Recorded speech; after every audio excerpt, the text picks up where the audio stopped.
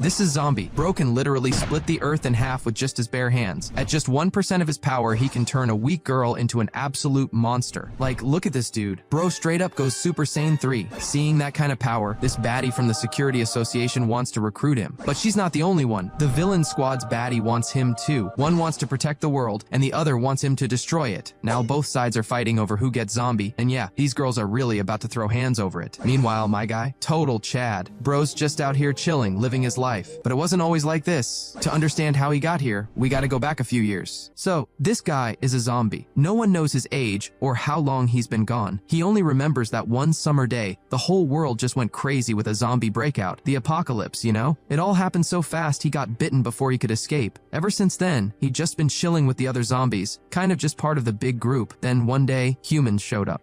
They had all these weapons, guns and missiles, and they totally wiped out the zombies. Some of the zombies got burned for fuel, and some were even forced by the humans to become perpetual energy machines, powering the human cities.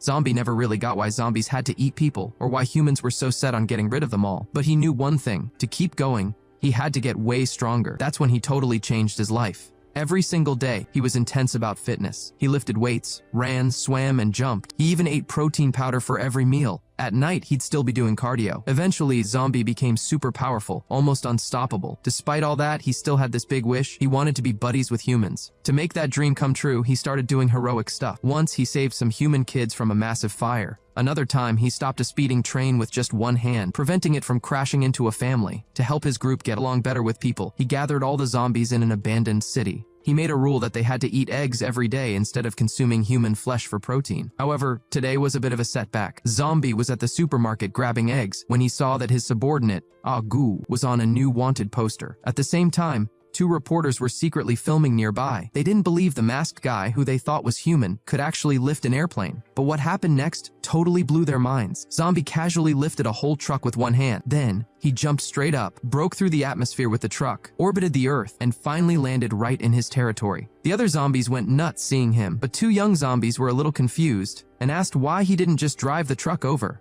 Zombie replied coolly that he didn't have a driver's license. Meanwhile, the various boss-level zombies inside were getting restless, but when Zombie opened the door, his crew immediately snapped to attention in 2 neat rows. Zombie slapped the wanted poster onto Agao and demanded to know why the humans wanted him again. Agao stammered an explanation, saying he just couldn't control himself when he saw humans. He pointed out that while their numbers were growing, they kept having to move their base to stay clear of humans. Another zombie, Varmint, suggested they should just start a conflict with the humans, complaining that his chainsaw was starting to rust from disuse. But just as Zombie was about to warn them about how terrifying humans could be, a huge roaring sound filled the sky. It was a military transport jet that had shown up right above them without anyone noticing. Inside the jet, the commander was this really sharp young woman, looking intensely at the data screen. 2 subordinates reported that everything was set and they could proceed whenever the order was given. The girl tilted her head slightly and asked about the payload. It turned out the plane was carrying an armed nuclear warhead set to go off in 20 minutes. Down on the ground, Zombie immediately sensed the major danger. Varmint's eyes flashed, and he was ready to rush up and battle them until the very end. But Zombie quickly stopped him, explaining that Varmint always lost control around humans. He ordered everyone to evacuate the other zombies first, saying he would take care of the humans himself. Soon after, several armored trucks slowly rolled into the area. Their job was to look for any civilians on the ground and get them out. Just then, the military jet's door suddenly opened. A young man, completely decked out in gear, stood there, facing the huge crowd of zombies below. He wasn't scared at all. In fact, he boasted that he'd take down a boss zombie if one appeared. Meanwhile, somewhere else, a man in a white robe was watching the whole thing on a screen. He noted to himself that the young man looked like he was from the Beyonders Academy. He smiled slightly, saying he wanted to have some fun with them. After that, he hit a red button. Immediately, a cage full of people dropped from the sky and landed right in the middle of the zombie crowd. At the same time, the human rescue team detected signs of human life and slowly moved forward with their weapons ready. A person in the rescue team pointed and wondered why a certain zombie wouldn't go down. They were looking at 2 young, shaking zombies huddled together, with Zombie standing right in front of them. Suddenly, the squad leader aimed a rocket launcher. The rocket flew fast and engulfed Zombie in a huge explosion in flames. Then, someone else suggested that the figure wasn't a zombie but actually a Beyonder, the masked hero who had been helping people lately. Hearing this, the squad leader was totally confused. He realized he had hit the wrong person. As the smoke cleared, Zombie stood there completely unharmed, scratching his head with a bewildered look. At that moment, the president on the military jet reported that a boss zombie had been detected and ordered the marshal to head to Zone B to intercept it. As soon as she finished speaking, the marshal leaped out of the military jet, dropping 100 meters through the air. While the rescue team started getting the civilians out, the man in the white robe was getting ready to cause more trouble. He observed that they had rescued almost all the civilians and admitted they shouldn't underestimate the heroes. The man smiled slightly and tilted his head, suggesting they should give the rescuers something interesting to deal with. The man with green hair instantly got the message. Soon, under his control, one of the zombies in the crowd started a terrifying transformation. Before long, that zombie had turned into a terrifying, mindless monster. Zombies sensed this change from a distance. Just then, the rescue team's squad leader suddenly ran toward Zombie. While Zombie was still looking confused, the squad leader quickly grabbed him and ran back to the vehicle, saying saving a life was the priority. After tossing Zombie inside, the squad leader told the driver to go fast.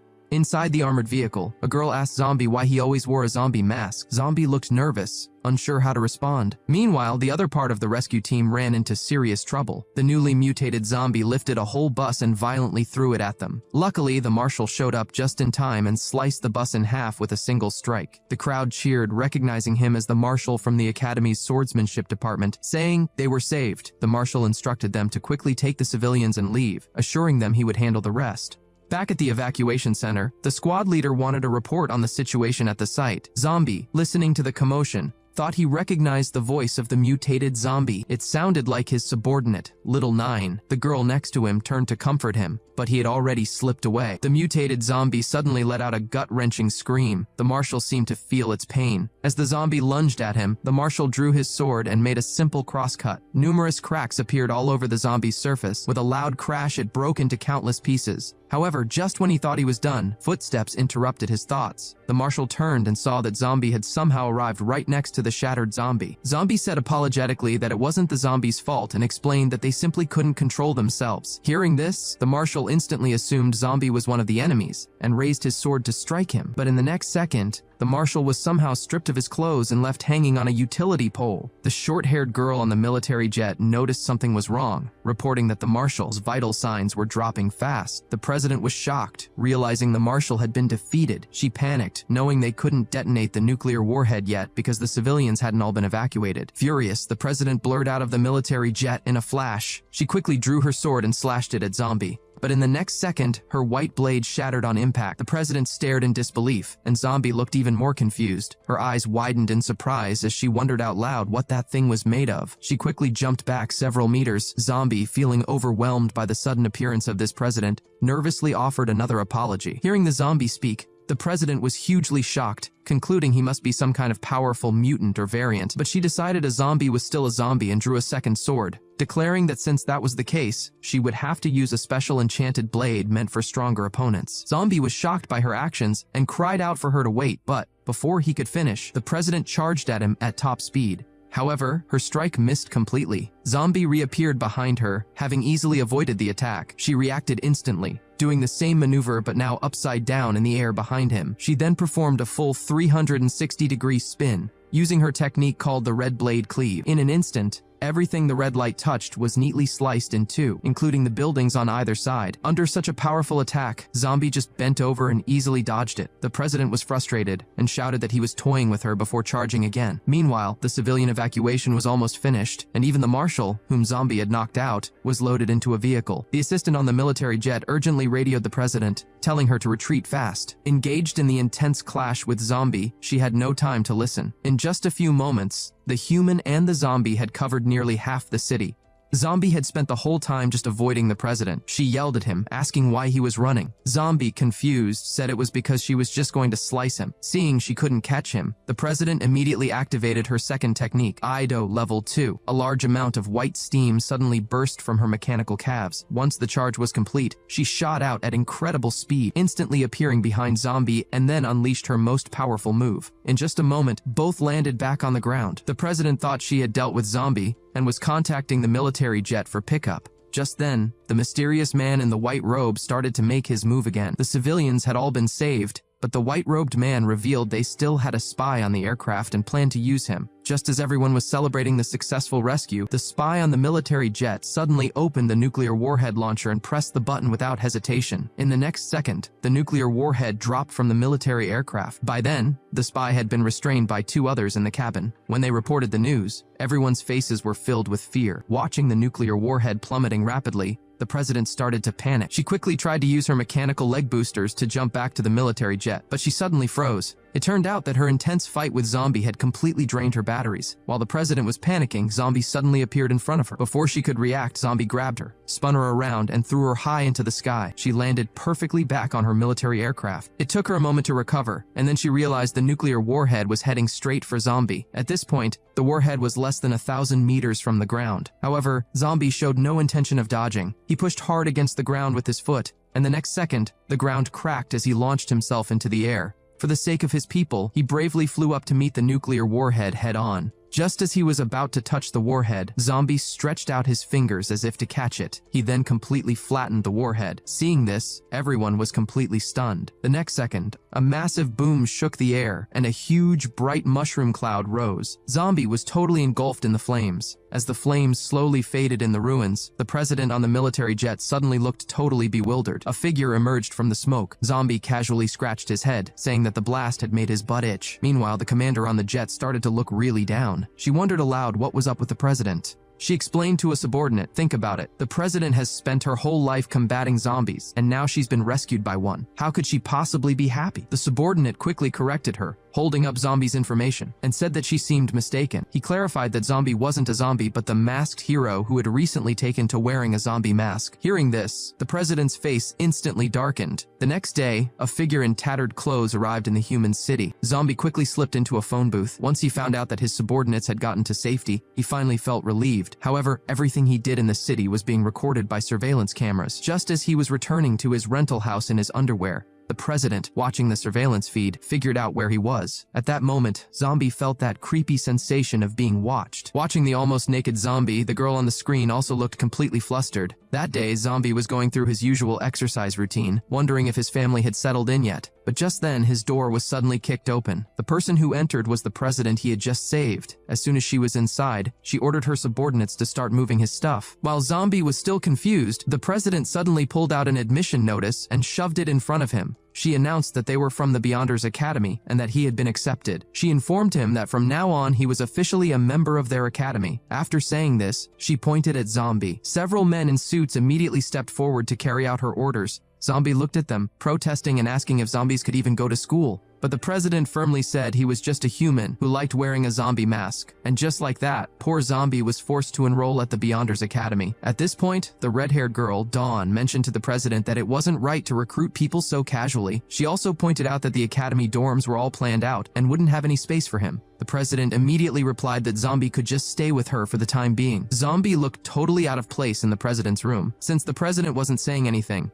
Zombie broke the silence by asking if he would really be living and sleeping there from now on. The president, whose name was Violet, snapped back, asking if that wasn't obvious, and then glared at him, asking if he actually wanted to sleep with her. Hearing this, Zombie quickly waved his hands, insisting that wasn't what he meant, though he admitted he was a little curious. Violet simply told him he would stay in the guest room. Zombie tried one more time to come clean, telling her she might be mistaken because he wasn't actually human. Violet ignored him and started messing with her lower leg. As Zombie watched, puzzled, she detached her own leg. She explained that she had cut off her legs herself. It turned out that when Violet was young, her village had a zombie outbreak. Not only did her parents turn into zombies, but they bit her lower legs. To survive, she had to cut off her own legs, and she had personally finished her parents who had become infected. From that day on, Violet swore she would eliminate any zombie she ever saw. Hearing this, Zombie quickly kept the truth about himself being a zombie totally quiet. When Violet asked what he had been about to say, Zombie quickly pretended she must have misheard him, insisting he hadn't said a thing. To stop the awkwardness, Zombie quickly changed the topic and asked what the Beyonders Academy was all about. Violet explained the history. It had been over 1,000 years since the zombie breakout. To keep humanity going, their ancestors had started the academy to train people to handle the infected. Hearing this, Zombie couldn't help but remember what he looked like when he first turned. He hadn't realized a whole millennium had passed. Violet told him he needed to show up at the academy tomorrow.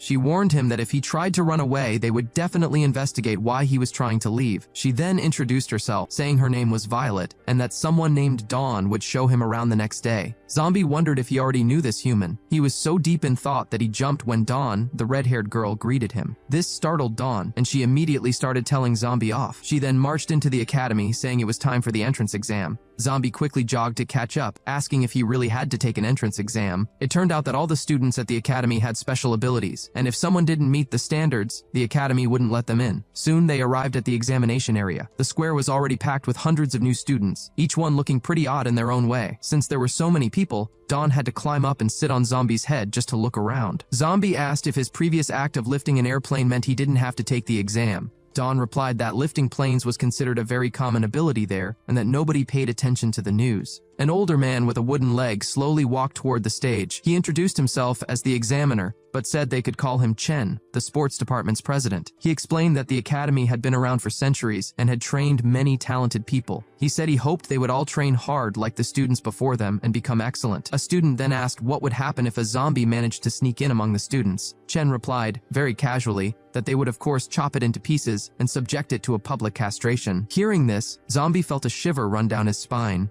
Then it was time for the entrance exam. The first test was a speed competition. At the sound of the starting shot, the students shot forward like arrows. In just 3 seconds, one student had already completed a whole lap around the track. Zombie, still standing there, looked completely confused. Soon, it was time for the second test, which was shooting. Dawn raised her gun with style and fired several bullets instantly. In the next second, all the dummy heads on the targets were shot off. To avoid giving away his true nature, Zombie made sure to be cautious and keep a low profile. His scores in every test were just barely above the passing mark. For example, when others had to run 100 meters in under 10 seconds to pass, he ran it in 9.5 to 7 seconds. When others had to throw a shot put over 80 meters, he threw it exactly 80.1 meters. Despite his efforts to blend in, Zombie's actions still caught the examiner's eye. Chen looked at the data in his hand, deep in thought. He noted that Zombie's scores were just above the passing mark in all subjects, but the president of the swordsmanship department had told him Zombie was very powerful. He wondered if Zombie was deliberately pretending to be weak. Soon, the next test arrived, javelin throwing. A red-haired young man put all his strength into the throw. The javelin shot out incredibly fast and instantly hit the lower body of a target dummy. Zombie felt another chill down his spine. He saw that the javelin had pierced through 3 zombie targets. Even then, it didn't slow down, finally embedding itself in a road sign 32 kilometers away.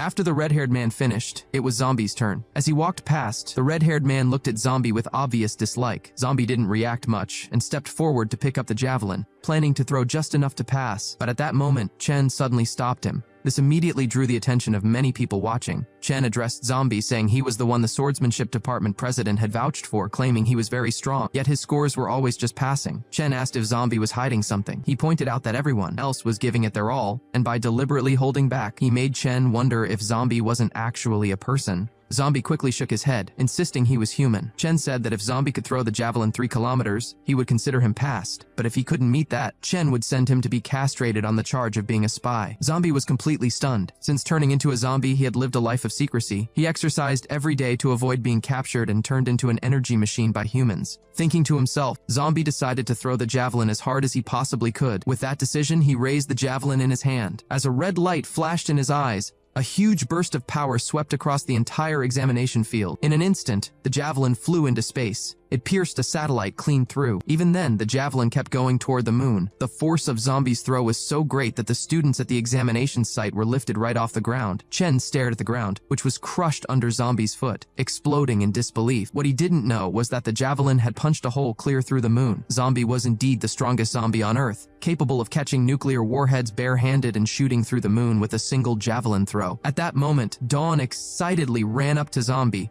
praising how incredibly impressive he was. Zombie, feeling a bit embarrassed, said he had just tried his best, as instructed, but what they didn't realize was that the hole the javelin made in the moon had also created an asteroid. After qualifying, Zombie asked if he could go home now. Dawn was surprised, suggesting that with his strength, he could easily become a department president. She explained that as a president, he would have massive influence, able to command an army, use nuclear weapons, and the government would even give him a city to run. Mayors, she said, were just a department president's staff. However, Zombie didn't seem interested, as he already had countless zombie residents under his command. Dawn then took him to the biotech department, which also served as the logistics hub for developing new gear and weapons. There, Zombie noticed a photograph of a family of 4. Dawn immediately introduced the man in glasses as Professor Jamie, who used to be the department president. She explained that after his wife passed away, he became obsessed with dangerous experiments involving zombies and humans. Eventually, he was kicked out of the academy, and a finish order was even put out against him. The two male figures in the picture looked strikingly similar to the mysterious individuals who had caused trouble earlier. Just then, a girl approached and asked if they were new students. Curious, Zombie looked at her. Dawn whispered that this girl was an orphan adopted by Professor Jamie and was now the acting department president.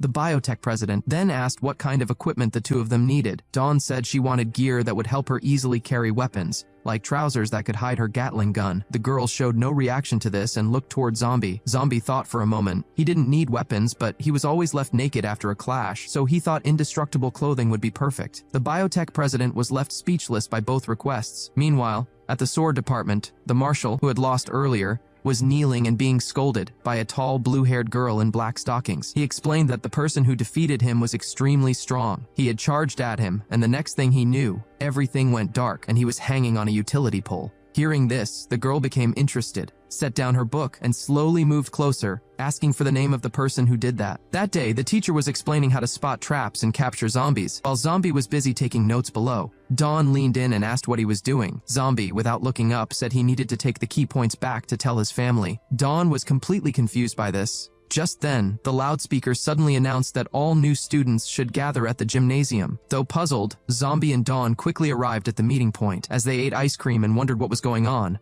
Violet suddenly appeared, telling them to behave as this was a very important meeting. A tall blue-haired beauty was watching Zombie from a distance. Her name was Zhang Lanqi, the president of the sword department. She and Violet of the swordsmanship department were longtime rivals, so she had come to see how strong this Zombie that Violet had introduced really was. Seeing Zombie's relaxed attitude, Zhang Lanqi told her subordinate to test him later. Meanwhile, several mysterious figures suddenly appeared at the gymnasium entrance. The one in front was the so-called chief, the president of the mechanical lifeform department. Seeing the chief walk in, everyone respectfully bowed. Dawn, seeing Zombie looking clueless, quickly pushed his head down to bow to the chief. At that moment, the chief glanced at Zhang Lanqi next to him and warned her not to cause any trouble. Hearing this, Zhang Lanqi had no choice but to wave her hand, signaling that she would leave immediately. Her subordinate asked if they were just going to let Zombie go. Zhang Lanqi's eyes twinkled, and she smiled, saying the chief's matters were more important than Zombie, and she only respected the strongest people. The chief walked up to Violet and patted her on the shoulder to acknowledge her hard work. Zombie asked Dawn who this chief was. Dawn, thinking Zombie was jealous, started explaining the chief's background. It turned out he was Professor Jamie's greatest creation, an evolved version of humans. Out of tens of thousands of test subjects, only he had survived. After Professor Jamie was expelled, the chief started the mechanical lifeform department. In the city he ruled, there hadn't been a zombie outbreak for 10 years, and any zombie that crossed his path turned into ash. Hearing this, Zombie felt a shiver run down his spine. Just then, the chief began the meeting. It turned out the spy they had caught still hadn't revealed anything. Hearing that the spy was the one who had secretly launched the nuclear warhead, Zombie was furious, realizing that this was the guy who had bombed him. The discussion about the traitor, Professor Jamie, made Zombie wonder if the threat of zombies had actually passed and if all the tensions were just due to internal conflict. Dawn confirmed that was the situation. The chief then offered a challenge. If anyone could make the spy reveal Professor Jamie's hiding place, that person would be made a vice president. Hearing this, the new students in the gym erupted in excitement, all raising their hands eagerly to try. But 2 hours passed, and the spy still hadn't budged. Whether it was painful treatment, mock castration, or any other kind of torment, he just wouldn't talk. The scene had even become bizarre, with some students banging drums and gongs, and others even trying to recite religious scriptures. Violet had a major headache watching all this. She asked Zombie if he had a way to make the spy speak. Immediately after, Dawn raised her hand and volunteered Zombie. Surprisingly, Zombie stepped forward and agreed to try to make the spy talk. This move stunned Dawn. Zombie had always kept a low profile, so why was he suddenly taking the initiative? It turned out Zombie wanted to find out from the spy why his subordinates were suddenly losing control. Soon, Zombie arrived at the room where the spy was held. The spy glanced at Zombie without any fear and then turned his head away, telling him to bring whatever kind of torment they had. But after waiting a while, Zombie just stood there silently. The spy taunted him, asking if the school had no one else to send, mocking Zombie and saying he wasn't even afraid of castration. So was Zombie just trying to tickle him? Zombie didn't get angry, but calmly told him to stand up. As soon as he said it, the spy actually stood up obediently. The onlookers were completely shocked, wondering how he had managed that. As it turned out, Zombie had quickly made a small cut on the spy's arm and implanted a zombie virus into the wound. The virus spread rapidly, quickly taking over the spy's entire brain. The spy became instantly obedient, not only telling Zombie his own name but also complying with every question Zombie asked. At that moment, Dawn and Violet were completely speechless. They hadn't expected Zombie to have the ability to control other people's minds. Zombie then asked the spy why those zombies, who were normally very gentle, had suddenly started losing control. The spy revealed that Professor Jamie had scattered a kind of drug over the city, and any zombie that touched it would go totally crazy. He said Professor Jamie was then ordering them to clash with the Beyonders Academy folks to gather data. Zombie asked why he would do such a thing. The spy just said he didn't know the exact reason, only that Professor Jamie was collecting data to achieve something even bigger. Finally, he gave up Professor Jamie's hiding spot, 500 meters underground in H City. Zombie suddenly turned away, and speaking in the zombie language, told the spy that he had implanted a virus in his brain, and that he could trigger it to end his own life. As soon as Zombie finished, the spy numbly agreed and then passed away. When Zombie walked out of the interrogation room, everyone looked at him in total horror. Even Violet got cold sweats. However, Zhang Lanqi, the president of the sword department, watched him with definite interest. Up on the stage, the chief clapped and said Zombie did a great job, acknowledging that the younger generation was definitely taking over. After that, the chief asked Zombie to come with him to register as a vice president. Zhang Lanqi looked confused, wondering aloud when vice presidents had to register for their position. Watching Zombie slowly follow the chief toward the back door of the gym, Zhang Lanqi couldn't help but follow along with her subordinate. Meanwhile, 500 meters underground in a ruined city, someone reported to Professor Jamie that their spy had confessed. Professor Jamie wasn't panicked at all and just told them to let the academy come. His green-haired subordinate was shocked, pointing out that those people weren't easy to deal with. Professor Jamie, however, calmly walked over to his experimental equipment. He said it was actually good they were coming, since the experiment was almost done anyway,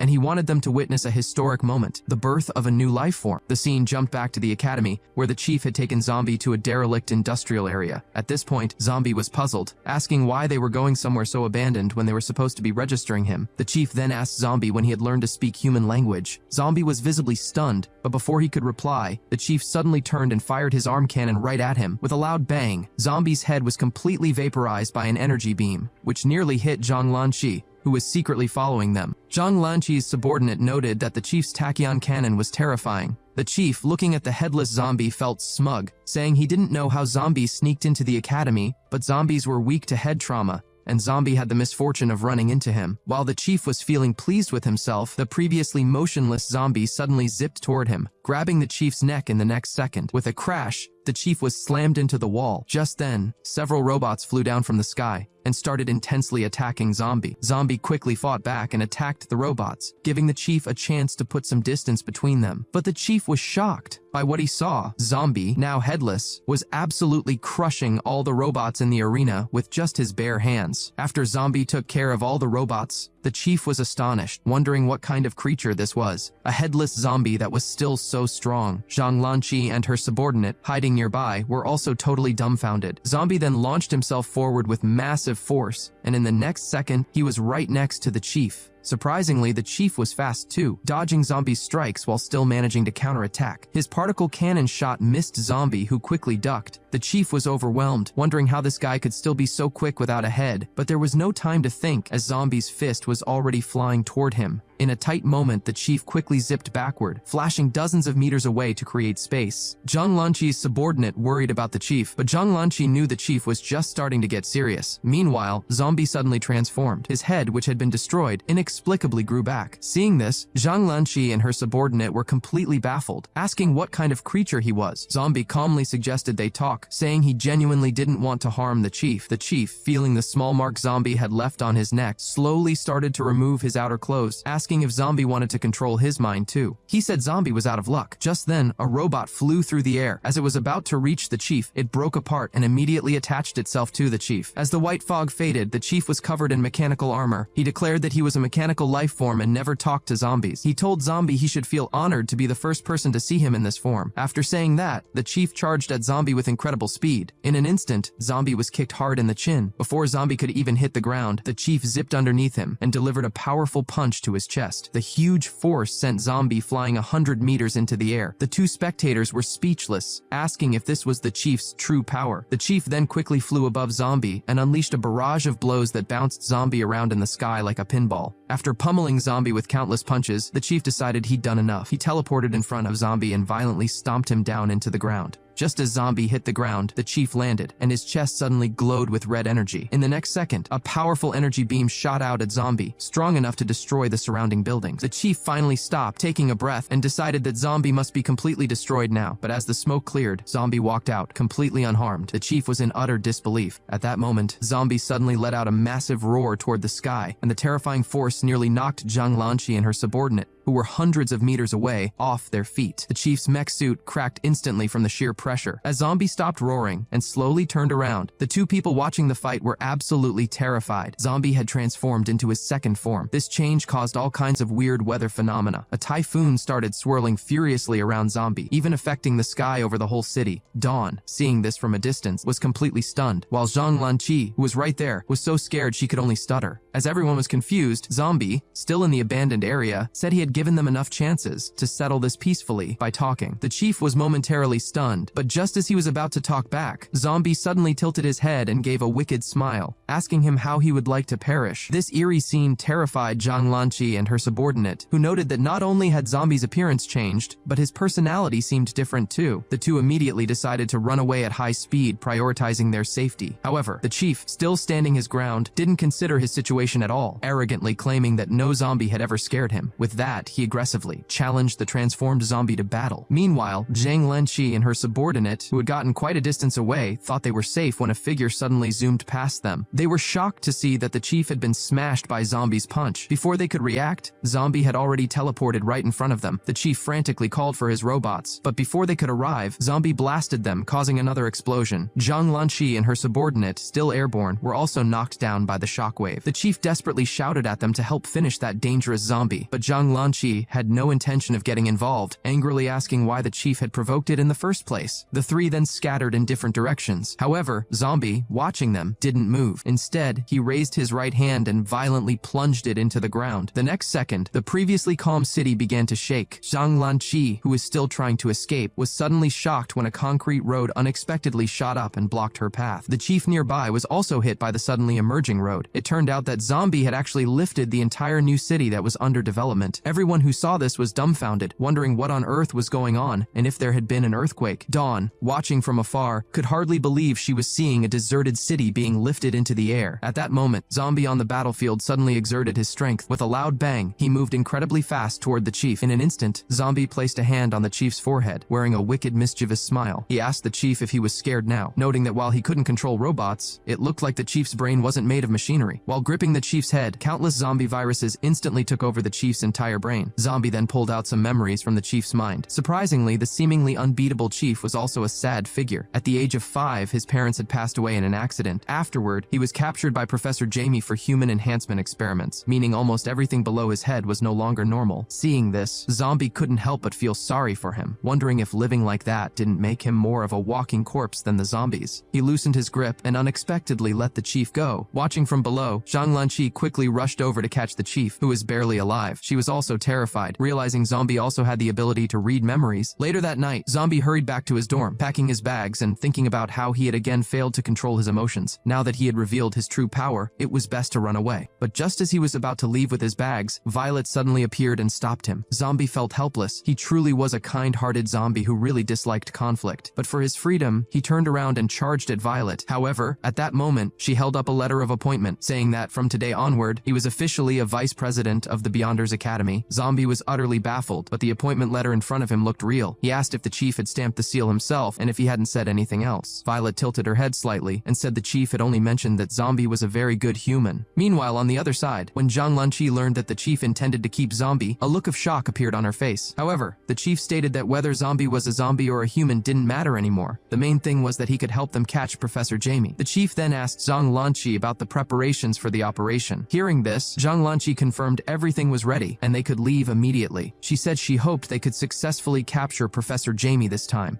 The scene switched to an abandoned town, where Varmint furiously yelled that their king had been captured by humans and asked what they should do if the humans took him from them. The zombie underlings shouted they would finish the humans and rescue their king, though some insisted their king couldn't possibly be captured. After a few calm days, an aircraft carrier suddenly appeared at sea. The chief stood in the command center, shouting into the microphone that they only had one chance and absolutely had to capture Professor Jamie. Soon, they arrived at the ruined city where Professor Jamie was hiding. Zombie and Dawn casually strolled through the city as if they were just window shopping. Just then, a group of human armed forces suddenly appeared. As soon as they saw Zombie, they all snapped to attention and saluted him. This action completely confused Zombie. A captain stepped forward and reported that starting today, the 56th Regiment, consisting of 120,000 people, would follow Vice President Zombie's orders. In an effort to catch Professor Jamie, the chief had actually given Zombie a whole group of human troops to command. Looking at the 120,000 soldiers now under him, Zombie jokingly asked if they would even end their own lives if he told them to right then. As soon as he finished speaking, a soldier immediately pulled out a hand grenade and yelled that it was an honor. Sir! Zombie was completely baffled and started shouting that it was only a joke. However,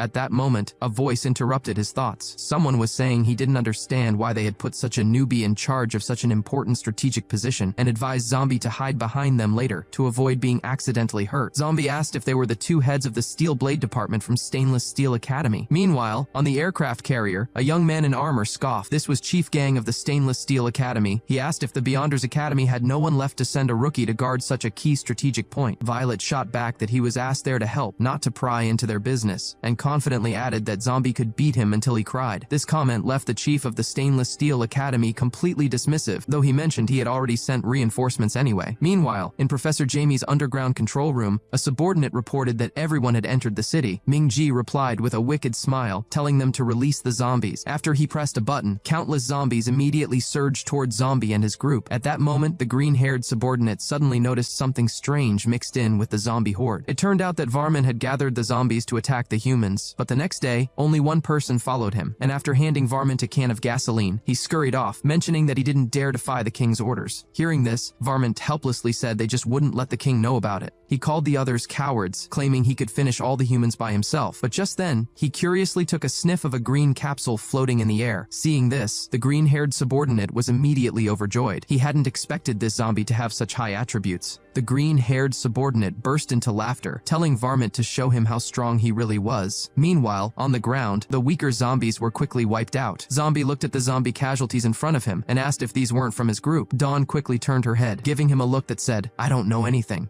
Just then, the president of the Steel Blade Department walked up and mocked them, telling the weaklings to go home to their mothers and stop getting in the way. But before he could finish, a series of roars came from a distance. Everyone looked over and saw Zombie's subordinate, Varmint. Zombie was confused, asking what Varmint was doing there. Varmint didn't answer, but instead chugged the gasoline in his hand. Dawn was completely shocked. Suddenly, Varmint pulled the cord on his chainsaw, and the roaring sound of the engine filled the entire area. Varmint roared at the sky and charged furiously toward the group. The nearby buildings started to crash, and Dawn, who was directly in his path, was blown away. Zombie, however, stood completely steady and unfazed. Dawn screamed in terror, asking what that guy was. At that moment, the totally out-of-control Varmint yelled that he was going to wipe out all the humans. The president of the Steel Blade Department suddenly got interested, saying, "Not bad, finally a decent zombie." Meanwhile, Zombie was dragging Dawn away in a desperate run. Dawn was confused, asking why they were running when the president of the Steel Blade Department was right there. Zombie simply told her that they couldn't finish Varmint. Dawn was very surprised, noting that Varmint truly had an immortal body. However, their escape looked like pure fear to the president of the Steel Blade Department. Just as he was about to mock them, the vice president beside him was sent flying by a punch from Varmint, crashing right into a tank behind them. At that moment, the president of the Steel Blade Department reacted and quickly turned back, confused, but the vice president was already down and couldn't speak. When the president turned back again, Varmint was somehow already in front of him.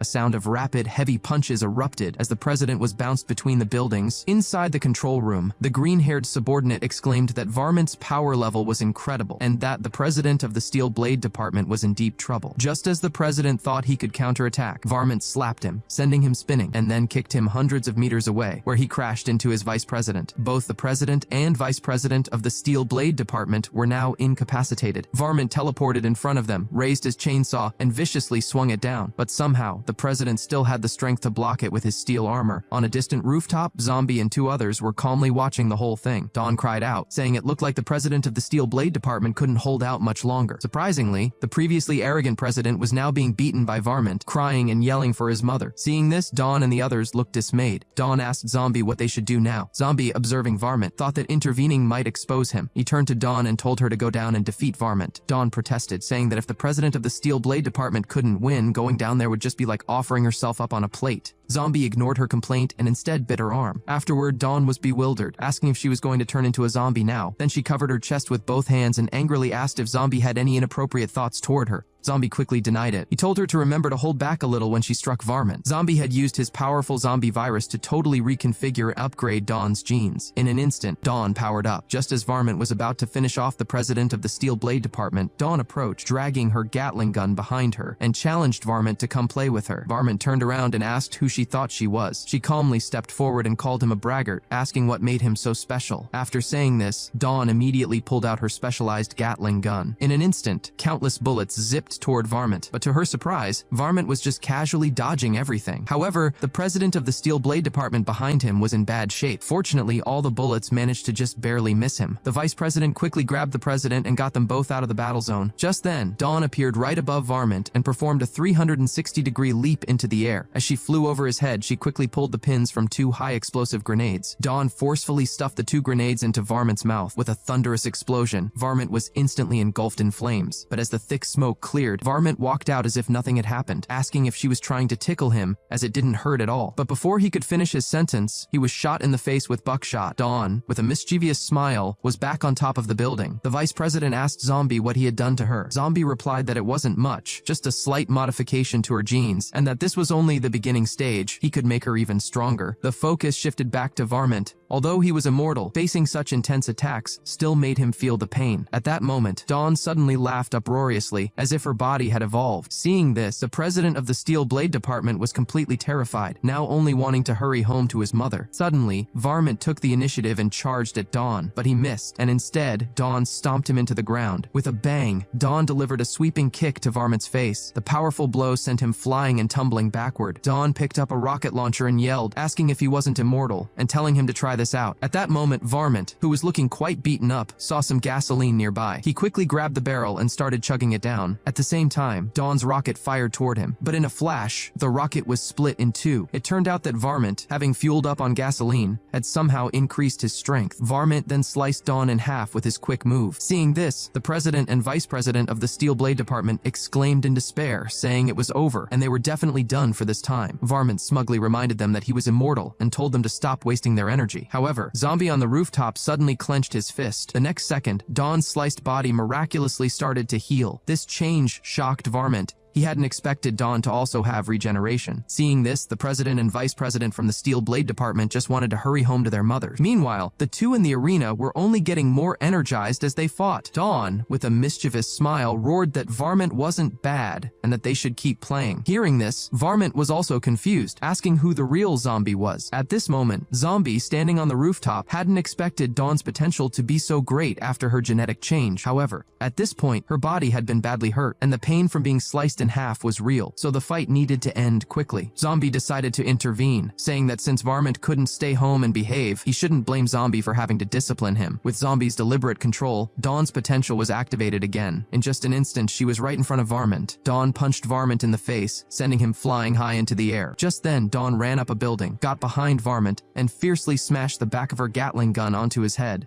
With a loud crash, as the dust settled, Varmint was just climbing out of the pit when he saw Dawn standing in front of him again. What followed was a series of powerful slams and blows, during which Varmint couldn't fight back at all. Just as Dawn was about to launch another combo, Varmint quickly raised his hand to surrender, saying he would go home immediately and never come out again. Hearing this, Zombie could only look on in silence, while the green-haired subordinate watching in the control room was also stunned. Suddenly, Dawn put down her machine gun, and her powered-up state instantly vanished, ending her transformation. At that moment, Varmint, hiding in the pit, noticed her change and immediately jumped out, landing a sneak punch on Dawn's face. Seeing this, Zombie cursed, asking Dawn what she was doing and why she believed Varmint's nonsense. He pointed out that the moment she let her guard down, she reverted back to normal. Dawn looked regretful. She hadn't expected her powered-up state to disappear so easily. Varmint taunted her, saying it was just stimulants, and now that the drug was gone, he'd see how she was going to pass away. Zombie was speechless, realizing he might have to intervene himself. Meanwhile, the green-haired subordinate, watching from the shadows, was thrilled, saying this Zombie zombie was too powerful and even played dirty. He excitedly worked the keyboard, hoping to see Varmint finish them all. As Varmint was closing in, just about to eliminate Dawn and the others, the green-haired subordinate suddenly noticed another person appearing on the street. Watching Zombie slowly approach, Varmint immediately stopped what he was doing. Just when the green-haired subordinate thought another great show was about to start, Varmint suddenly found himself unable to speak. At that moment, Zombie gave him a stern look and asked him what he was doing there, reminding that he had told him to stay home. This statement made everyone nearby pause, and at that moment, in the control room, the green-haired subordinate was also shocked, because no matter how hard he tried to take control, Varmint showed no reaction. It turned out that with Zombie's appearance, Varmint's consciousness was instantly sent back hundreds of years ago to their first meeting, when he thought Zombie was just a little zombie. The scene returned to the present, and Dawn and the others were in disbelief because the once arrogant Varmint was now so terrified that he had wet his pants. Seeing this, the green-haired subordinate was incredulous and frantically pressed buttons on the control panel, trying to regain control of Varmint. But watching Zombie approach step by step, Varmint was so scared he dared not even breathe. In a daze, Varmint remembered that summer hundreds of years ago. Back then, he was known as Lord Chainsaw, ruling his territory, until that guy who called himself Zombie appeared. Initially, Varmint thought he was just an ordinary little zombie, but the next second, Zombie, in his second form, grabbed his mouth and declared that from now on, Varmint was his subordinate. Zombie asked if he had any objections, and Varmint quickly nodded in agreement. The scene returned to the present, and Varmint didn't dare to move. The green-haired subordinate was furious, and yelled that Varmint was immortal and asked what he was afraid of, but what he didn't know was that Varmint had been disobedient in the past. As a result, Zombie had torn him into pieces and hung him on a tree like dried meat for hundreds of years. So now, no matter how the green-haired subordinate tried to control Varmint, Varmint's body instinctively resisted. At that moment, the zombie control computer exploded under the green-haired subordinate's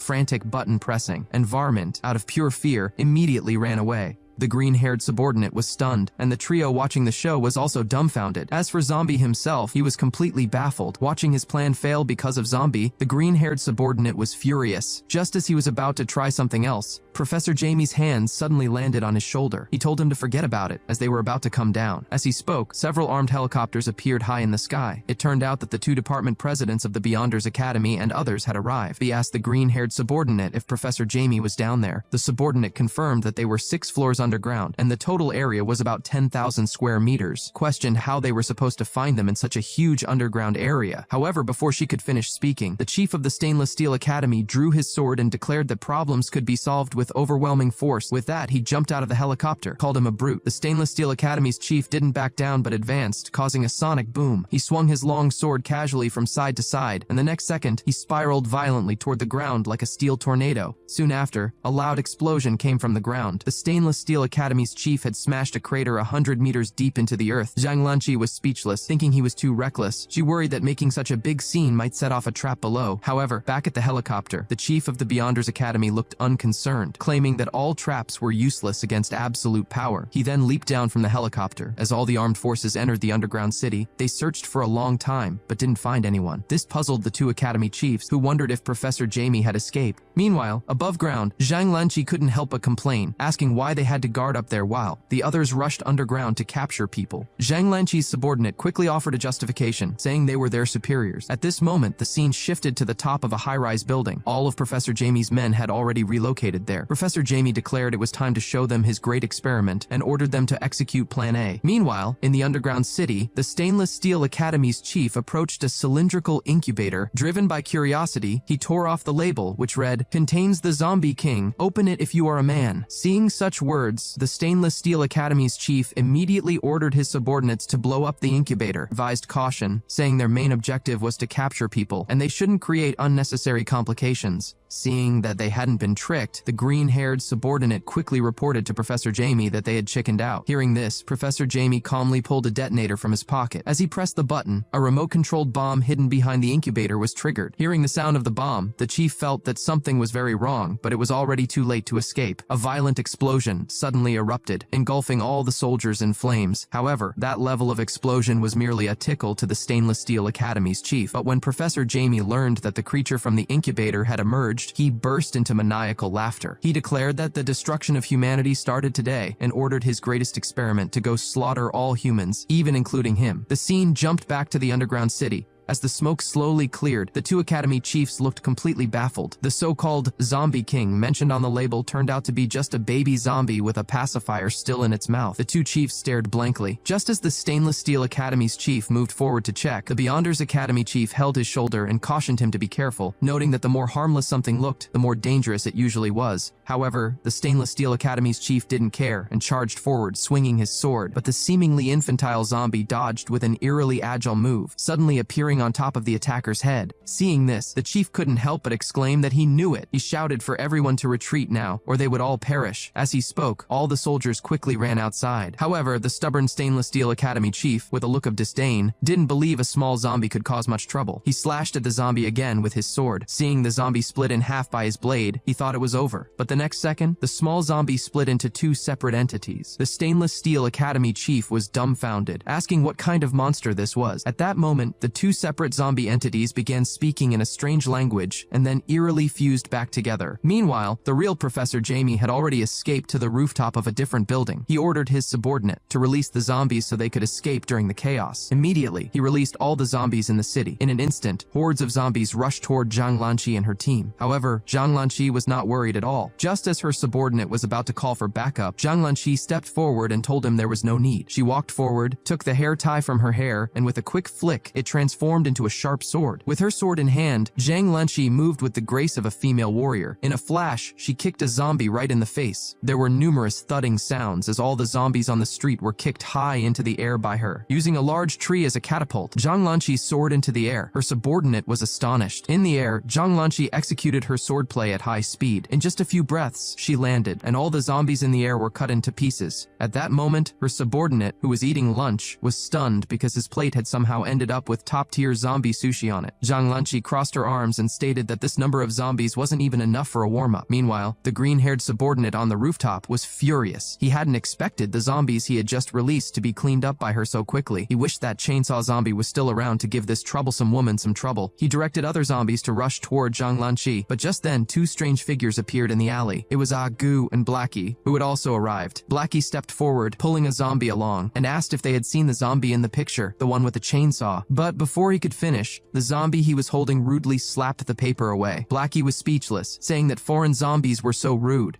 Gu stepped forward, worried that if they couldn't find Varmint, the king would punish them too. Blackie broke out in a cold sweat, but insisted they would find him. Meanwhile, inside the underground city, the pacifier-sucking zombie stretched out its hand and invited them to come play. The two academy chiefs were left speechless. The Stainless Steel Academy chief was the quicker one, drawing his sword and slashing at the zombie. But the zombie dodged everything. At that moment, the Stainless Steel Academy chief gathered his strength and, with a powerful slash, cut the zombie into two pieces. However, the bisected zombie acted as if nothing had happened, bounced a few times, and then reconnected. This made the Stainless Steel Academy chief furious, demanding that if the zombie had guts, it shouldn't run and should fight him fairly. After hearing this, the zombie suddenly pulled out its pacifier. Something bizarre happened. The once less than a meter tall little zombie transformed into a tall and beautiful female zombie. Seeing this, the two academy chiefs were dumbfounded, asking what the heck this was. The Stainless Steel Academy chief asked if she was ready and fiercely slashed at the female zombie with his katana. But the next second, he was dumbfounded because his powerful strike was effortlessly caught by her with just 2 fingers. Furthermore, no matter how much force he used, the steel blade couldn't move even a fraction of an inch further. Seeing this, the Stainless Steel Academy chief realized he was probably no match for her and immediately turned around, yelling at the chief to come over and help. Hearing this, the chief joined the fight in his Model 1 armor. But before he could make a move, the female zombie kneed him in the face, blasting him up and away. The terrifying force not only tore through a large building, but also, by a strange coincidence, landed him right in front of Blackie and Gu. Seeing the human suddenly appear, they wondered if they should rescue him, but Blackie immediately asked if Gu was crazy, reminding him they were zombies. Just then, another earth-shattering crash echoed from the direction of the underground facility. Soon after, the Stainless Steel Academy chief was sent flying back like a cannonball, crashing through multiple buildings. Seeing this, Violet and Zhang Lanqi hurried forward and asked what had happened in the underground facility. Grimacing in pain, the Stainless Steel Academy chief raised his hand and pointed behind them, telling them to see for themselves. Hearing this, the two quickly turned around, but when they clearly saw who it was, their faces showed sheer astonishment. It was all because the beautiful zombie was leisurely leaning on the railing, yawning. Seeing this bizarre scene, Violet immediately felt that this zombie was definitely not ordinary. Beside her, Zhang Lanqi quickly drew her sword, proposing suggesting they work together and not let her escape. But faced with the intimidating presence of the two presidents, the beautiful zombie wasn't panicked at all. She even beckoned them forward with an intriguing hand motion. Meanwhile, Zombie and his group were leisurely grilling skewers. The Steel Blade Department president held up a cup of tea, offering it to Zombie. Zombie commented that the tea was dry, and the Steel Blade Department president was outraged at whoever made the tea. Just then, a rumbling noise suddenly came from down the street, and Zombie immediately stood up, suggesting they go over and see what happened. Zhang Lanqi made the first move, fiercely throwing her sword at the female zombie. With a whoosh, it only made a small cut on the female zombie's face. Violet quickly drew her sword and charged forward, but in the next second, the female zombie kicked her in the chin, the intense pain nearly knocking Violet out. The female zombie commented that Violet's speed was decent. Hearing this, Violet couldn't stand it anymore. She performed a 360-degree spin in mid-air and then forcefully kicked the female zombie in the head. Despite such a fierce attack, the female zombie remained unaffected and only said, "But sadly." Seeing this, Violet felt uneasy and quickly dashed backward. As she retreated, Zhang Lanqi, wielding her sword, charged forward. Countless sword slashes swirled around the female zombie, cutting nearby buildings into numerous pieces. On the other side, the Stainless Steel Academy chief, enduring the pain, found a secluded spot. He quickly took off his pants and then pressed a button on his neck. The next second, a series of mechanical sounds clicked into action. In no time, the Stainless Steel Academy chief had transformed into a steel-armored knight. This was the secret weapon of the Stainless Steel Academy, the Heart of Steel Mark I. Back to Zhang Lanqi and her group, the battle was fiercely back and forth. Just as Violet and Zhang Lanqi were preparing to launch a final assault on the female zombie, she suddenly extended an unusually long tongue and underwent a series of grotesque mutations. Seeing this, Zhang Lanqi and Violet were utterly shocked, asking what the heck this was. The female zombie slammed her palm onto the ground, sending a powerful shockwave that blasted them away. The once shapely female zombie had now transformed into an overly muscular mutant with 8-pack abs. Fortunately, the transformed Stainless Steel Academy chief finally arrived, warning them that they were no match for her. However, the overconfident Stainless Steel Academy chief didn't heed their warnings. Instead, he boldly approached the mutated strongman, proposing they decide this in one hit. With that, the Stainless Steel Academy chief and the strongman zombie both threw their punches. As their fists met, a powerful shockwave blasted Zhang Lanqi and Violet away. The massive explosion also caught the attention of Zombie nearby. Soon, as the smoke cleared, the Stainless Steel Academy chief was left with only half his frame intact. In contrast, the strongman zombie was completely unharmed. He declared that the chief had already lost. What the zombie didn't know was that Zombie was already close by. The new Zombie King initiated its third transformation due to the opponent's resilience. Unexpectedly, what was once a tiny suckling zombie had now become the true Zombie King. Facing such a formidable foe, Zhang Lanqi and her companions never gave up, but against such overwhelming power, their efforts were in vain. The Zombie King merely lifted a hand casually, and the Stainless Steel Academy chief's mech instantly fell apart. Zhang Lanqi and Violet were also blasted hundreds of meters into the air. Unexpectedly, the two landed right in front of Zombie, close enough for him to catch them both. Zombie and his party rushed over to express their concern for the two who had been fighting. Violet then warned Zombie that they should leave, as they were facing the Zombie King. However, before they could even react, the Zombie King issued an order to its horde: "Go on, eat them." As the words fell, countless zombies rushed toward Zhang Lanqi and her companions. Seeing this, Zombie became furious, and, after throwing the two on the ground, shouted, "Scram!" All the zombies stopped in their tracks, now wary of Zombie. At this moment, the Zombie King asked in confusion who Zombie was. Zombie slowly walked into the crowd of zombies and asked the king what he should be called if the king called himself the Zombie King. As soon as Zombie finished speaking, all the zombies knelt down before him. Before long, all the zombies were at Zombie's feet. Zombie asked why the king wasn't talking anymore. The Zombie King smirked, realizing Zombie was one of their kind. He suggested the survivor be called King. With that, he threw a powerful punch at Zombie's face. But such a terrifying punch was mocked by Zombie, who asked if he hadn't eaten. Enraged by these words, the Zombie King was about to react when Zombie's fist brutally landed on his solar plexus. In an instant, the formidable force blasted the Zombie King flying tens of kilometers away, eventually crashing onto an aircraft carrier at sea with a thunderous boom. At this moment, Professor Jamie, who was watching from the rooftop, was stunned, asking how such a terrifying creature had suddenly appeared. On the other side, the Zombie King laughed, saying it was interesting and that he had finally found someone worth fighting. After speaking, he plunged into the sea and then lifted a submarine weighing tens of thousands of tons into the sky. The Zombie King used the submarine as a weapon and slammed it down onto Zombie with a big crash. Meanwhile, on a rooftop, Blackie was giving the chief emergency medical attention. Just then, Blackie said he sensed the king's presence over there. A figure suddenly shot up from within the submarine. Zombie flew into the sky and then flung a rope around the Zombie King's neck, yanking it fiercely toward him. The next second, Zombie brutally kicked him in the face. The terrifying force caved the Zombie King's face in. The Zombie King was thoroughly enraged. He rushed to the ground, lifted the submarine again, and swung it violently at Zombie. With a thunderous boom, Zombie was blasted thousands of kilometers away onto an aircraft carrier. Zombie mocked him, asking if he liked throwing things around. Meanwhile, seeing the Zombie King's formidable power, the chief urgently suggested they evacuate immediately, warning that the thing Professor Jamie had developed was not something Zombie could handle. But before he could finish, Blackie smirked dismissively, telling the chief to watch carefully, as there was no one in this world who could defeat their king, not even the gods. Back on the aircraft carrier, Zombie suddenly flashed, and the next second, he was already in front of the Zombie King. The king was shocked at how much faster he had gotten. Zombie's fist fiercely smashed into his face. The terrifying force directly sent the Zombie King flying off the earth. However, before the Zombie King could catch his breath, an aircraft carrier was launched right into him. With a loud boom, the Zombie King was fiercely smashed into the moon.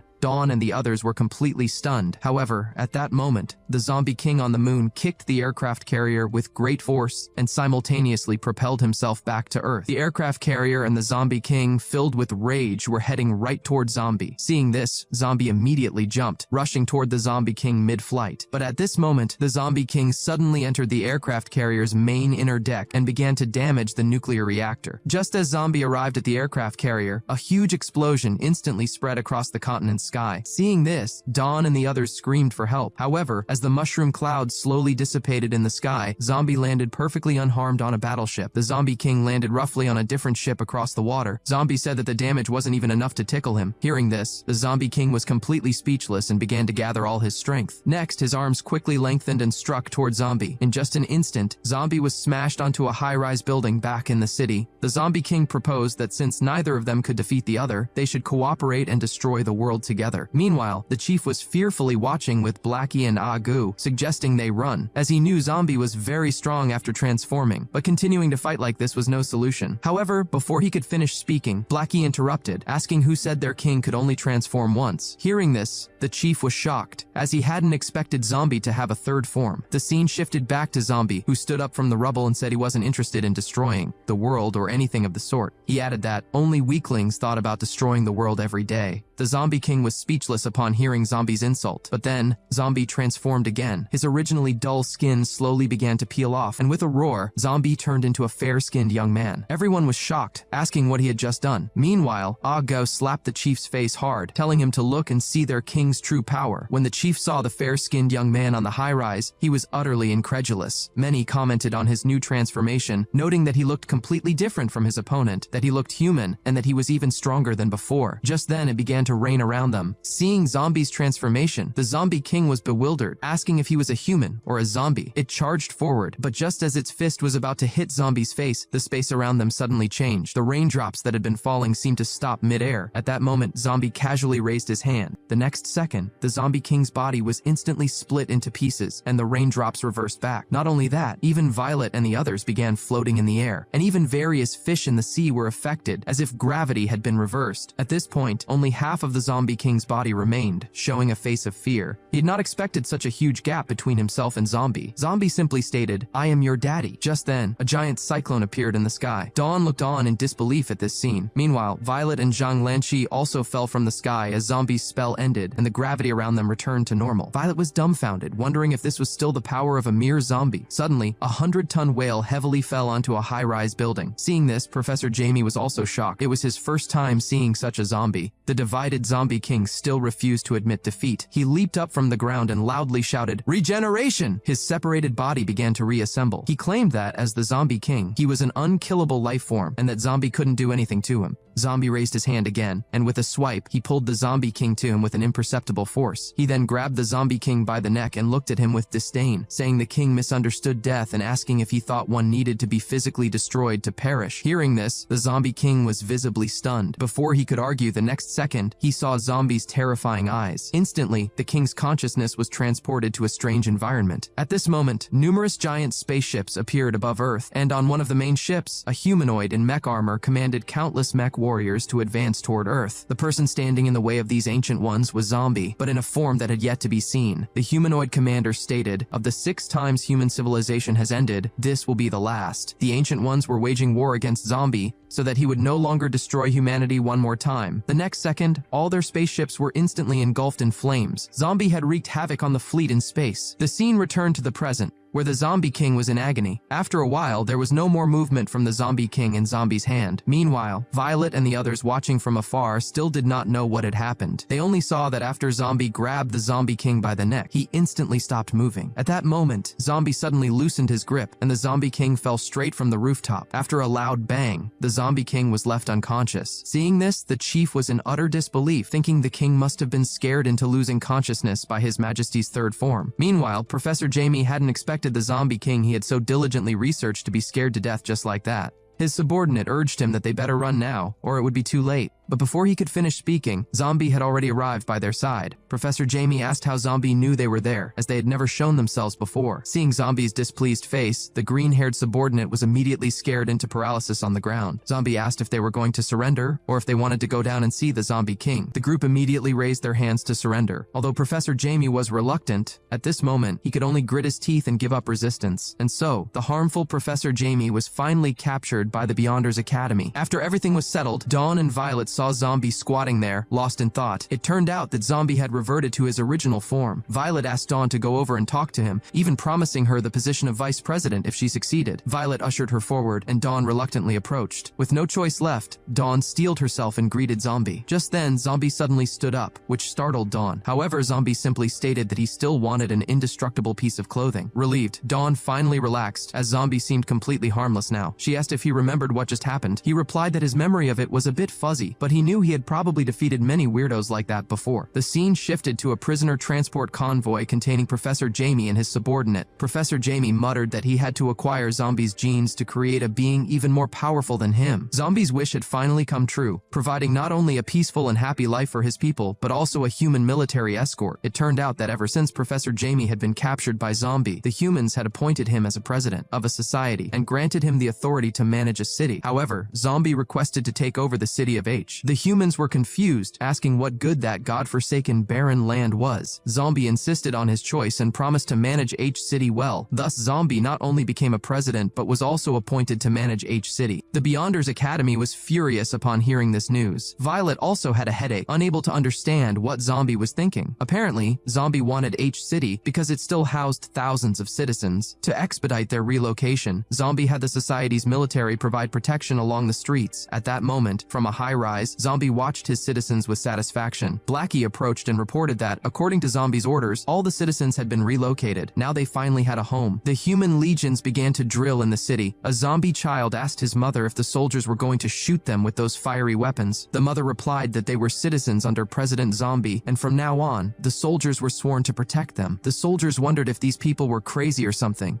Meanwhile, on the rooftop, Zombie's underlings were also thrilled, never expecting that they would have their own city. Zombie reflected that sometimes the continuity of a race didn't necessarily have to rely on war. After saying this, he left the rooftop without looking back. Blackie asked if Varmint had been hanging for a few months now. Zombie waved his hand and told them to just let him keep hanging. Poor Varmint, hanging on the city hall building, said with a pitiful face that he was wrong, wouldn't dare again, and was almost dried up into a mummy. He pleaded with his king to let him down, promising he wouldn't do it again. Dawn and Violet were having a sparring match to test out Dawn's new capabilities. Violet did not expect that the mutated Dawn would have such incredibly high combat power, with just a simple clash causing her serious internal injuries. Dawn apologized, saying she hadn't even used her full strength yet. Hearing this, Violet could no longer bear it and instantly teleported behind Dawn, but just then, Dawn's head suddenly made a 180-degree spin, startling Violet, who was about to make a sneak attack. Immediately, Violet hastily did a back handstand, supporting herself with her hands on the ground, and asked if Dawn was still human. However, she hadn't finished speaking when Dawn already turned around, raising her Gatling gun. Seeing this, Violet quickly retreated. The rattling sound of the Gatling gun followed. Dawn was laughing maniacally and asked if she could also take the position of president now. Hearing this, Violet was instantly enraged. She pushed off with her feet, rushing toward Dawn like a bullet. With a forceful slash of her blade, Dawn's Gatling gun instantly became scrap metal. Dawn taunted her, asking if that was all she had, but before she could finish, Violet had already sliced her in two. But Violet was shocked, asking why she didn't dodge. However, the Dawn that had been split in half was not scared, but instead laughed out loud. Then, a bizarre scene occurred, as the body that had been cleaved in two too began to slowly regenerate. Before long, Dawn stood up as if nothing had happened. Violet wondered what on earth Zombie had done to Dawn. Dawn asked how she looked, and if being president shouldn't be a problem with her current strength. After saying that, she suddenly threw a punch at Violet. With a boom, Violet was instantly slammed against the wall, losing her ability to fight. Seeing Violet defeated, Dawn asked if she was okay, and if she went too hard just now. Violet asked if she turned into a zombie after Zombie bit her, reminding Dawn they checked in the lab yesterday, and all her cells were perfectly normal. Violet questioned what was with the 360-degree head turn and her body's regenerative abilities. Dawn explained that she could fully control her transformations, and when she was feeling down, she could inject a stimulant to enhance it without any side effects. Violet paused, deep in thought. Then she rushed out of the arena. After witnessing Dawn's transformation abilities, Violet immediately flew to H-City non-stop. At that moment, inside the city hall, Zombie was assigning tasks to his underlings. The first was the financial authority of H-City, and Zombie thought of Blackie first. From today, you are the director of the treasury. As soon as he finished speaking, the door of the meeting room was suddenly banged open. Seeing the breathless Violet, Zombie was happy to see her, asking what brought her here. However, before he could finish, Violet rushed over. Just as Zombie looked bewildered, Violet suddenly opened his mouth and forcefully made Zombie bite her. Violet then abruptly left the meeting hall without looking back. She had just left the city hall when her assistant hurriedly came up to remind her that she was too reckless and asked if she had forgotten that Zombie could control people's minds. The assistant worried about Zombie making her do something unspeakable. However, Violet not only did not regret her actions, but replied that to possess such power, she was fine even if he made her sing and dance to rap. Meanwhile, Zombie was still bewildered. Nevertheless, under his meticulous planning, H-City was finally on the right track. While the citizens were living and working in peace and contentment, they also developed various shops, such as a hair salon run by zombies, a zombie real estate company, and even a zombie driving school. However, getting a driver's license was still a bit difficult for zombies. At this moment, Zombie looked at his city with a sense of relief. His dream of many years had finally come true. But what he didn't know was that a bigger crisis was quietly approaching. A one-eyed woman was studying Zombie's information. She said she didn't understand why the Beyonders Academy would choose someone like him as president. Her colleague mentioned hearing that this zombie was actually a zombie. She dismissed it, saying they had seen them slander each other in their academies before, and although she didn't believe they would let a zombie be president, she really didn't like this zombie. She concluded they would know what this zombie was all about once they went to H-City. Over an iceberg in the North Pole, a helicopter rattled through. Moreover, humans also sent a giant industrial ship. Soon, the expedition team arrived at their destination. Someone mentioned hearing that an ancient body was suspected to have been found there, buried under 500 meters of ice. They hoped that if they could extract her completely, it would truly be a great discovery. With the help of the crane, the body was soon lifted up. As an archaeologist, Professor Strange said it was also his first time discovering such an existence. As the crane slowly pulled the ice block from the ground, a faintly visible body finally emerged in front of everyone. From the appearance, it seemed to be a young girl. Just as Professor Strange was shocked by this discovery, his assistant next to him was suddenly muffled by someone, who then bit his neck. Seeing this, the professor was startled, but before he could react, he was knocked down by another person. It turned out that the attackers were a mysterious organization, and their target was the body encased in ice. The leader of the group used an ice pick to break the ice block. The previously desiccated body now seemed to regain its vitality. Seeing this, a vampire nearby quickly draped his coat over her. They knelt before the woman, proclaiming, "All hail the Blood Queen. May our forever queen remain eternally youthful." The Blood Queen asked if that fool named Zombie was still alive. Her subordinate replied that Zombie was not only still alive, but also thriving, and he was mixing with humans again after destroying the last human civilization. The Blood Queen mused that she might be lonely if Zombie weren't around, and stated that this time she definitely wouldn't lose to him again. Zombie had been leisurely drinking tea in H-City when he was suddenly summoned urgently to the Academy's headquarters by Violet. This was because a strange incident had occurred at the headquarters. A member of the exploration team in the North Pole had suddenly mutated and killed all the team members. Seeing this scene, Violet and Zhang Lanqi were also baffled. This guy didn't seem like a zombie. With no other options, they had to find Zombie, their so-called professional. Soon, Zombie arrived at the headquarters, but just as he entered, he was startled by the sight before him, because not a single person there was normal. President Ying of the Iron Club Academy introduced himself and noted that Zombie was the one who captured Professor Jamie. Upon hearing this, Zombie immediately stepped forward to shake his hand, affirming that was correct. But just as they had parted, President Ying sneered that Professor Jamie was just a small fry and not worth his effort. But just when the other presidents thought Zombie was weak, the Stainless Steel Academy chief alone hid in a corner, wishing he had stayed home. The scene shifted back to Zombie, who by now had arrived at the laboratory. However, when it came to identifying species, Zombie was clearly unsure. But when he saw the 2 holes on the person's neck, long-sealed memories suddenly surged forth. Violet asked if he noticed anything. Just then, the research scientist suddenly let out a scream. But when he saw Zombie's face, he immediately became docile. It turned out that Zombie had already switched to his second form. Zombie found it interesting that it was the blood tribe. A terrifying aura began to burst from around him. In an instant, Zhang Lanqi and the others were all blown away. Zombie wondered how this species was still around, as he thought they were extinct. His terrifying aura blasted many presidents away, particularly the Iron Club president, who was quite shaken. While everyone was still baffled, Zombie suddenly laughed, finding it interesting, as he thought he had exterminated the vampires 1,000 years ago. He grabbed the researcher and demanded to know where that little red who likes to poison me was now. But having just turned into a vampire, the researcher had no idea of the whereabouts of the Blood Queen. Unable to get the information he wanted, Zombie reverted to his original form. At this moment, inside the hall, the Iron Club president still didn't believe that the recent chaos was caused by Zombie. Only the stainless steel chief hiding on the side regretted not staying home. Just then, Zombie finally walked out of the room. Seeing this, Violet and the others quickly approached, asking if he had found anything special. Zombie told them it was best if they were all more careful these next few days. Having said that, he began to furrow his brow and stood motionless. Seeing this, Violet and Dawn felt something was amiss. But the next second, Zombie scratched his head, saying he had already forgotten what happened just now. Meanwhile, next to a large villa on the other side, in a small alley covered with cobwebs, the current Blood Queen looked utterly speechless. Just then, a coin suddenly clinked to the ground beside them.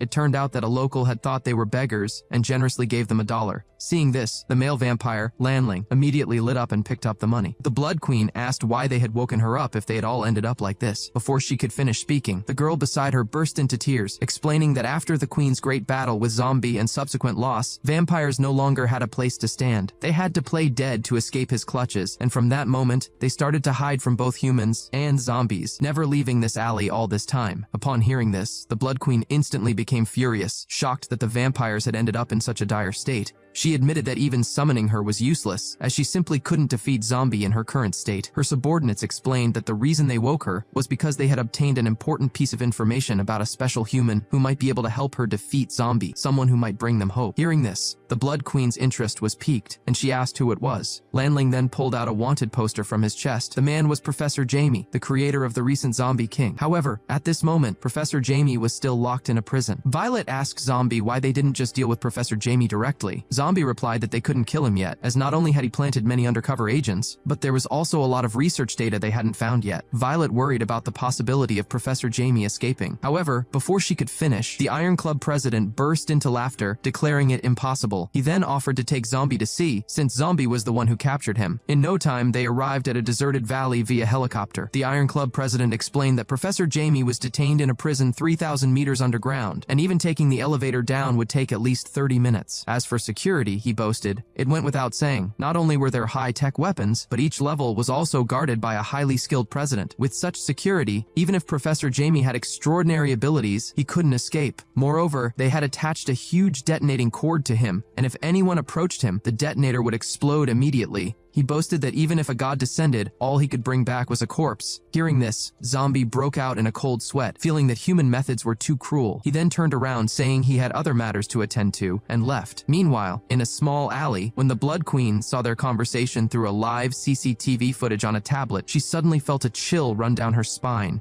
The scene returned to the prison. The Iron Club president taunted Violet, saying her little boyfriend was probably going to be in trouble soon. He mentioned that the stainless steel chief had informed Inspector Chen that President Zombie had even established a city for zombies. Hearing this, Violet was stunned and asked him why he was telling her all this. The Iron Club president said he had no interest in whether Zombie was a zombie or not because in his eyes, only the strong caught his attention. Meanwhile, Zombie was happily strolling around the streets of a human city. In the underground prison, Professor Jamie was pondering something. Just then, a meal delivery staff pushed in the cart. His subordinate worried that they were done for and were going to perish. However, Professor Jamie laughed, determined that he must obtain Zombie's genes. His subordinate asked why he was talking about that when they were about to be executed. Professor Jamie reassured him, saying they wouldn't execute him until they got his research, and that they wouldn't lay a hand on them because he had already hidden the documents in a place no one knew about before he was captured. His subordinate doubted they could create something to defeat Zombie, even with his genes, since Zombie was too powerful. Professor Jamie insisted they needed a strong body to serve as a vessel, then he could create an even more powerful being being. His subordinate worried that they were trapped there, just ordinary people, and asked how they could escape. Hearing this, Professor Jamie suddenly fell silent. Soon after, the staff brought in the meal delivery robot. Surprisingly, Professor Jamie didn't resist but cooperated and ate the food delivered by the robot. His subordinate wondered why he was suddenly so obedient. It turned out the meal delivery worker was actually his inside man, and the goal this time was to plant a wiretap in his mouth. Professor Jamie asked where the zombie king's body was being held. The informant replied that it was kept in a lab on the 200th floor, and there were 2 chiefs guarding that lab, and that from now on, they could proceed according to Professor Jamie's previous plan. Back at the human city where Zombie was having a nice stroll, his phone suddenly started ringing. It was Violet, who had called him right after she got the news. She informed Zombie that because of the Stainless Steel Chief's snitching, Inspector Chen was already on her way to H City. If she found out that what the Stainless Steel Chief said was true, Zombie's days as president were numbered. Hearing this, Zombie instantly broke out in a cold sweat, asking if she would believe him if he said he was a human. Violet hung up after warning him not to think she didn't know what those things in his city were. Zombie was truly panicked. But just then, a nearby cosmetic store suddenly caught his eye. Outside the H-City government building, countless trucks fell from the sky, all makeup supplies Zombie bought from the neighboring city. When Zombie told Blackie about the seriousness of the situation, Blackie immediately had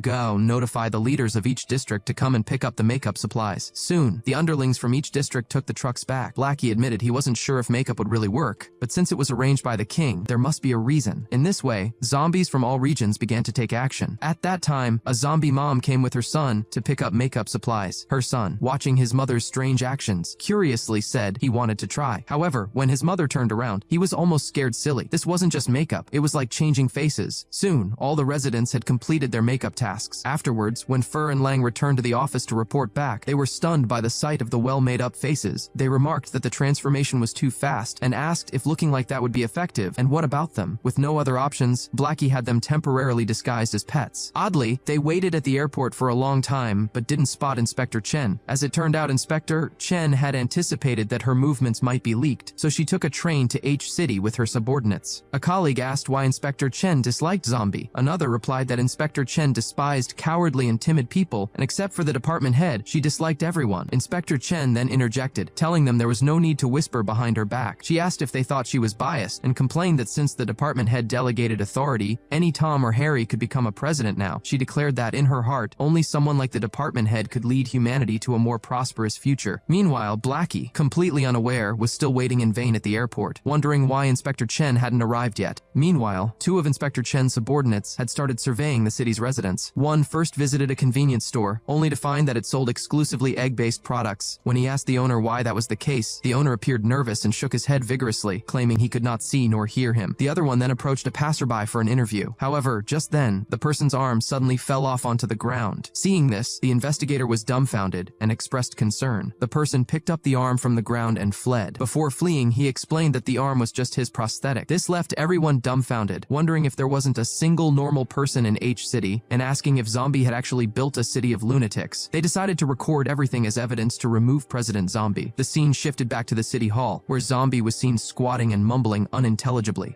Gao asked what was going on and why the king had turned into this. A soldier reported that President Zombie seemed to have been talking nonsense and trembling ever since he had breakfast. Hearing this, Gao was startled and immediately grabbed the soldier, demanding to know what he fed the king. The soldier, frightened by Gao's action, quickly explained that he had only made a dish of chili stir-fried eggs for President Zombie. Upon hearing this, Gao immediately broke out in a cold sweat. It turned out Zombie couldn't eat chili peppers because they made him abnormally excited, keeping him in his second form, and this state could last for a month. Meanwhile, Blackie, who was still waiting anxiously at the airport, suddenly received a call from Gao. When he learned that the king had accidentally eaten chili peppers, he was horrified, worrying that the king wasn't going to slaughter the inspection team. Blackie frowned, saying if something like that happened, they might not be able to stay in this city anymore. The scene switched back to Inspector Chen and her team, who were still searching for evidence. Just then, a heavy truck suddenly fell from the sky. With a boom, the truck smashed right in front of them. Before they could react, Zombie suddenly descended from the sky and, with another crash, stomped the truck into scrap metal. Seeing this, Inspector Chen and her team were dumbfounded, asking what had just happened. At that moment, Zombie suddenly smiled mischievously and greeted Inspector Chen, offering to give her a tour. At this point, the 2 assistants were stunned. As the 3 regained their senses, they looked at Zombie completely confused and asked who he was. Zombie responded with a wicked smile, asking if they had forgotten him so soon, and identifying himself as the very zombie they were looking for. Hearing this, the group was stunned on the spot. The zombie on record wasn't supposed to be like this. At that moment, Zombie jumped down and explained that he had merely taken off his mask. He snapped his fingers and told Inspector Chen that since she had come a long way, he had prepared some gifts for her and asked her to accept them. As soon as he finished speaking, the residents started presenting their specialty stir-fried eggs. They reassured the inspectors that they were law-abiding good citizens and never ate people. After saying this, Zombie picked up Inspector Chen, saying that now that the gifts were received, he would give her a proper tour. With a boom, Zombie jumped up and flew into the sky. In just a moment, they had gotten higher than the clouds. Seeing this, the two assistants were bewildered. Once they regained their senses, they hurriedly stopped a taxi to follow. Zombie slowly fell and landed down onto the tallest building in the city center. He instructed her to take a look, as this was the H city that he had meticulously built. He boasted that this city was over 2 million square meters in area and still developing. He claimed they had not only listed companies, but had also solved many people's employment issues, and that just in taxes, they could contribute billions each year. Next, he announced he would show her the law and order. As he spoke, Zombie dragged Inspector Chen to the middle of the road. At that moment, a bus driving by couldn't stop in time. Just as it was about to hit Zombie, he kicked the bus's bumper. The bus went flying and became embedded straight into the high-rise. Blackie, who was waiting at the airport, noticed the commotion and quickly dashed to rescue the driver. However, the two assistants who had just arrived were dumbfounded. As for Inspector Chen herself, she was so shocked by Zombie's series of actions that her jaw dropped. Zombie reassured her that the driver wouldn't perish, as every one of his subordinates was extremely skilled and wouldn't let any citizen die. After finishing his speech, he tossed Inspector Chen forward. The two assistants rushed to support her. Zombie told Inspector Chen that he knew why she was there and that he would let her return safely this time. He warned her that no matter what happened next, this city was his and no one could stop him. For a moment, the entire street was eerily quiet. The two assistants suggested they should just go back, saying he looked like trouble, and one added that for a moment, he almost thought Zombie was the department head. Inspector Chen muttered that she would get the head of whoever said Zombie was timid and weak when she got back. Zombie urged them to hurry back while he hadn't changed his mind. Inspector Chen responded that she recognized his ability to manage the city, but that didn't mean he qualified to be the president. She argued that a president needed not only managerial skills, but also sufficient combat capability. She stated that she had seen his city management skills, but she hadn't seen his ability to protect the city. At this, Blackie and the others' faces turned pale. Just as Inspector Chen was about to continue, they rushed up to cover her mouth, but their attempt was in vain. Zombie turned around and asked if Inspector Chen really wanted to see his true strength. Blackie and the others were instantly terrified, muttering that it was all over. Soon after, they all arrived at a nearby beach. Inspector Chen felt a sense of dread. Before she could finish asking why he had brought them there, she saw Zombie's terrifying reflection in the sea. Agu leaned in close to her and warned her that if something happened later, she was on her own. Inspector Chen looked completely baffled. Just then, an assistant noticed the stones around them beginning to float. Shortly after, more and more sand and rocks started rising around Zombie. The next second, Zombie's third form was fully revealed to everyone. The three inspectors were totally shocked. At that moment, Zombie jumped, and the tremendous force sent Inspector Chen tumbling face first into the dirt. By the time they recovered, Zombie had already vanished. Ah Gao pulled out a telescope and handed it to them. Curious, Inspector Chen looked through it, and her face went white with fright. She shockingly saw Zombie looking up at her from a distance of 1.3 billion kilometers away on Saturn. She exclaimed that it was too absurd, and wondered if their president was even human. While they were still in shock, Zombie on Saturn began gathering his power. He clenched his right fist and stared fiercely toward Earth. The next second, Zombie violently swung his fist through the air. Ah Goo and the others' faces drastically changed because Zombie's punch had just created a hole through the ocean. Instantly, a tsunami thousands of meters high headed toward the city. Ah Gao quickly positioned himself in front of everyone to protect them. Meanwhile, far away at the headquarters, Dawn and the others felt the tremor. When they saw the massive wave outside the city, they were shocked and immediately activated the Level 1 defense protocol. Despite their best efforts, they couldn't hold back the raging tsunami. Suddenly, another loud sound came from the seaside. It was Zombie jumping back from Saturn. Zombie asked Inspector Chen if she saw his strength now, and if he was qualified enough to protect his citizens. Inspector Chen was completely shocked. Then, Blackie and the others quickly put her into a taxi. It took her a while to recover her senses. She thought that Zombie was simply not human. Watching the taxi slowly drive away, Blackie wondered if the inspectors would try to take back the city. Blackie thought for a moment and decided they wouldn't anymore. Inspector Chen remained in a state of mental confusion. As for H City, managed by Zombie, it was naturally unharmed. Meanwhile, inside Professor Jamie's prison, several people were discussing a corpse in the laboratory. They were talking about the zombie king who had been frightened into unconsciousness by Zombie. But what they didn't notice was a researcher nearby, secretly mixing something. This researcher was an insider placed in the prison by Professor Jamie. At that moment, he was following Professor Jamie's instructions to prepare an antidote. Professor Jamie knew the zombie king's body was still there, so injecting this mixture would surely bring it back. Just as the guard was about to go out on patrol, the insider suddenly plunged the syringe into the zombie king. Seeing this, the guard immediately became upset and slammed the insider against the wall with a loud bang. Before the guard could finish asking what he had done to the body, the zombie king's eyes suddenly snapped open, followed by a loud, explosive noise. This sound immediately caught the attention of the Iron Club president. He asked what was going on and what had just happened. The alarms throughout the prison also began to sound. The zombie king, who had been scared into unconsciousness, was now back in action. He commanded the insider to eliminate all the guards and get him out, promising to make him stronger than Zombie. On a civilian plane in the sky, someone suddenly kicked open the cabin door. Then someone inside the plane, holding a projectile device, yelled for nobody to move, assuring them that as long as they obeyed, no one would be harmed. Following the hijacker's orders, the plane flew toward the prison. Just then, the Blood Queen appeared at the cabin door. Her subordinate asked her if they should make a detailed plan, as they had set up a self-destruct mechanism on Professor Jamie. She replied there was no need, saying that human tricks were no challenge for her. She led her followers to leap from 10,000 meters high. But just as they were nearing the prison entrance, the Iron Club president reacted quickly and organized everyone for defense. But these ordinary tools were utterly useless against the vampires. He tried to rally everyone, saying not to panic, as they still had 30 presidents there, and the intruders couldn't break through. Indeed, as the conflict grew on the top floor, the stainless steel chief and the chief, located on the 500th underground floor, quickly reacted. However, the subordinates were still somewhat lacking when dealing with the Blood Queen. Meanwhile, on the 3000th underground floor, a guard was blown into the wall as the newly awakened zombie king prepared to leave. But at that moment, Professor Jamie used a communicator to tell him to help him escape, and he could help the zombie king defeat Zombie. The zombie king said he wanted to finish both Professor Jamie and Zombie. Professor Jamie chuckled, saying he created the zombie king, and he could decide if the king lived or perished. The zombie king was utterly panicked, especially since Professor Jamie had just brought him back to life. Professor Jamie reassured him that he wouldn't let him perish. He just needed help fulfilling his dream, and then he would end his own life right in front of the king. The zombie king commented that humans were scarier than zombies when they went mad. He then asked what he needed to do. Professor Jamie said it was simple: help him get out, and he promised to make the zombie king as strong as Zombie. Meanwhile, the three major presidents of the prison quickly rushed up. When they saw that the intruder was a woman, they were briefly stunned. They asked who they were and why they had come. The Blood Queen stepped forward and gave them two choices: hand over Professor Jamie, and she would leave them unharmed,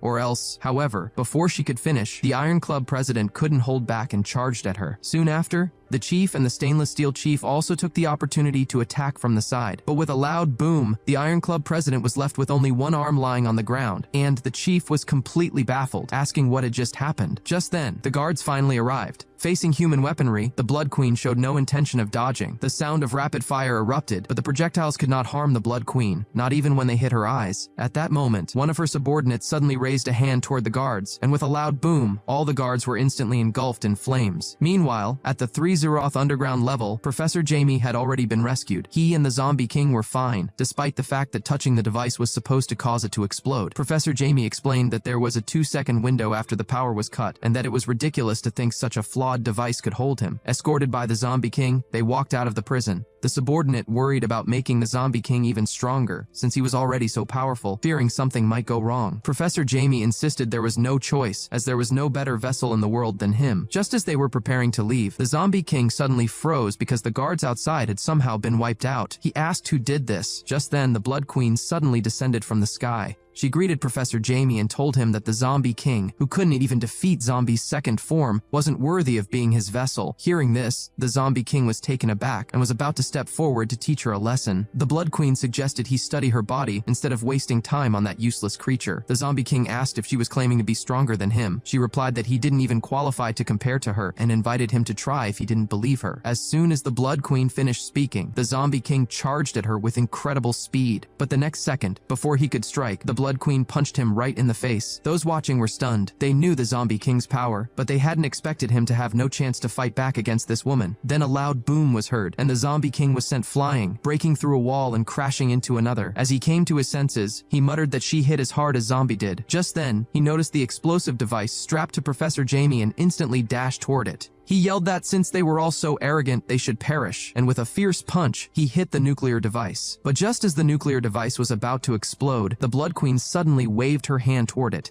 The device, which was about to destroy everything, miraculously returned to its original state. Those watching were completely dumbfounded. The Blood Queen suddenly let go gently, and the nuclear device immediately crumpled toward the ground. Along with it, the Zombie King was instantly flattened into a pancake. Those watching the fight were beyond shocked, thinking the woman was too powerful. She taunted the Zombie King for daring to challenge Zombie with such little strength. After saying this, the Blood Queen casually lifted her hand, and the next second, she was holding the Zombie King in her grip. She asked him how Zombie dealt with him before. Hearing this, the Zombie King was startled, then showed a look of fear because he once again felt the same terrifying aura as Zombie had. He then cried out in terror, realizing that she and Zombie were both ancient beings of the previous civilization. After saying this, his eyes darkened, and he was scared into unconsciousness again. At that moment, the Blood Queen's gaze returned to normal, and she nonchalantly threw the Zombie King's body, now like a dead pig, onto the ground. Poor Zombie King was, once again, scared into unconsciousness. Seeing this, the chief and the Iron Club president were dumbfounded. On the other side, Professor Jamie and the green-haired subordinate were also speechless. The Blood Queen then asked Professor Jamie if she now qualified to be his vessel. Hearing this, Professor Jamie first paused, then put on a sinister face and said,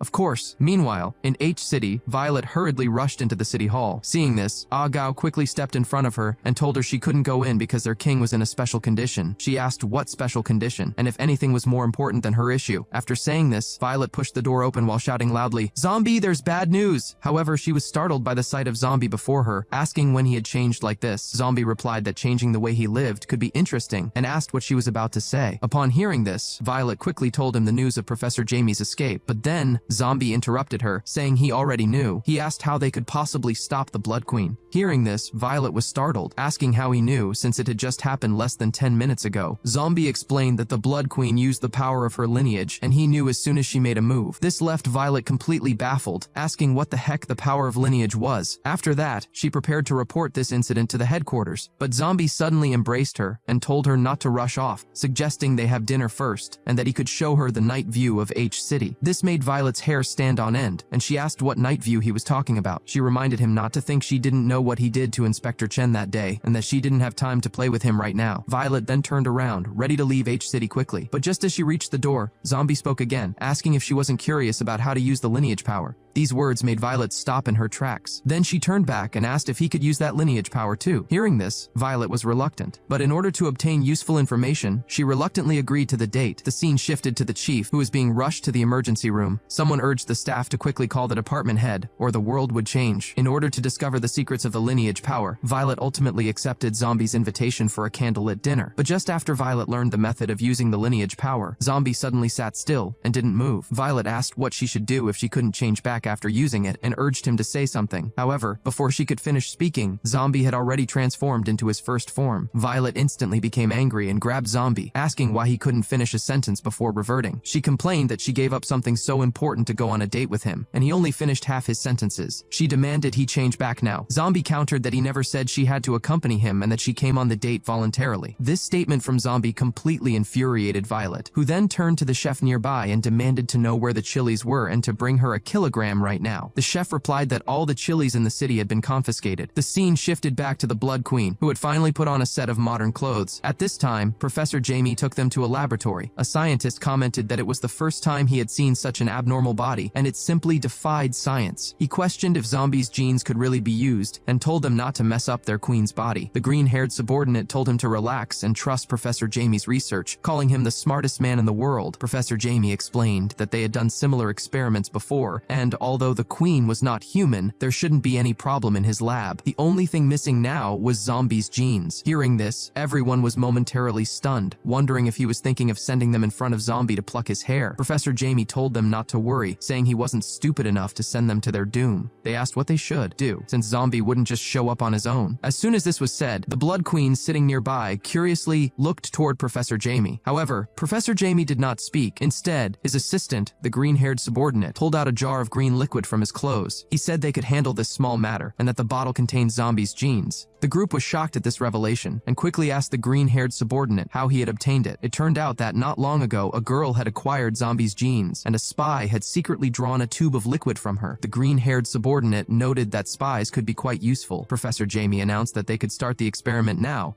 And so, after a few months of calm, Zhang Lunqi was visiting the chief in the hospital for the second time. The chief asked her if she had sent out the message before he passed out. Zhang Lunqi reassured him that as soon as she got the news, she immediately sent a satellite communication marked as a red-level emergency. She then commented that they were all really useless, asking how, with so many of them, a woman had managed to rescue him. The chief explained that the woman couldn't be explained by science, as the device was about to explode, yet she forcefully suppressed it. At this, Zhang Lunqi's expression turned serious. She concluded that the matter was beyond their control and thought the department head should have received the message by now. Meanwhile, in some underground ruins, the exploration team discovered some strange old objects and couldn't help but be amazed. Just then, one of the team members received an urgent message and quickly went to tell the department head about a situation requiring his personal attention. It seemed humans had found an advanced underground ancient city. As the department head prepared to continue exploring, a corpse sitting at the main gate caught their attention. Everyone was surprised, wondering if it was a real ancient human body, as it looked just like them. A scientist noted that the person had 134 fractures, as if crushed by some monster. The most terrifying part was that all human tissues had been completely incinerated, which is why it was preserved for 1,000 years. It was essentially just an empty shell with no real research value. Someone commented that a huge conflict must have happened there, and it was unexpected that even such advanced technology couldn't prevent destruction. A subordinate reported that the Beyonders Academy had recently recruited a skilled president who captured Professor Jamie, but for some reason, the newly captured Professor Jamie had been rescued again, and the chief had been severely harmed. Upon hearing this, the department head immediately turned around, saying he was heading back. But just then, a scientist discovered something strange and curiously touched it. The next second, the previously quiet machine suddenly began to vibrate loudly, and countless blue lasers started converging toward the door, eventually forming a human figure. Someone was amazed that machines damaged for 1,000 years could still function. The figure remarked that it never expected to meet a human with such a strong physical form. The team warned the department head to be careful. He dismissed the warning, saying it was just a projection. The projection offered to make him even stronger, as long as he promised to defend human civilization with his life. But before the projection could finish, the department head interrupted, saying that protecting humanity was always his duty. He just wanted to know why their civilization came to an end. The projection didn't answer with words. Instead, it projected a strange human face above its head. It turns out that, more than 1,000 years ago, Earth was different. With 7 continents and 8 oceans and over 100 countries, people wanted to become stronger, so they integrated all resources, making technology reach its peak. The projection mentioned the advancement in armed mechs and starships, saying their technological level achieved an unprecedented height,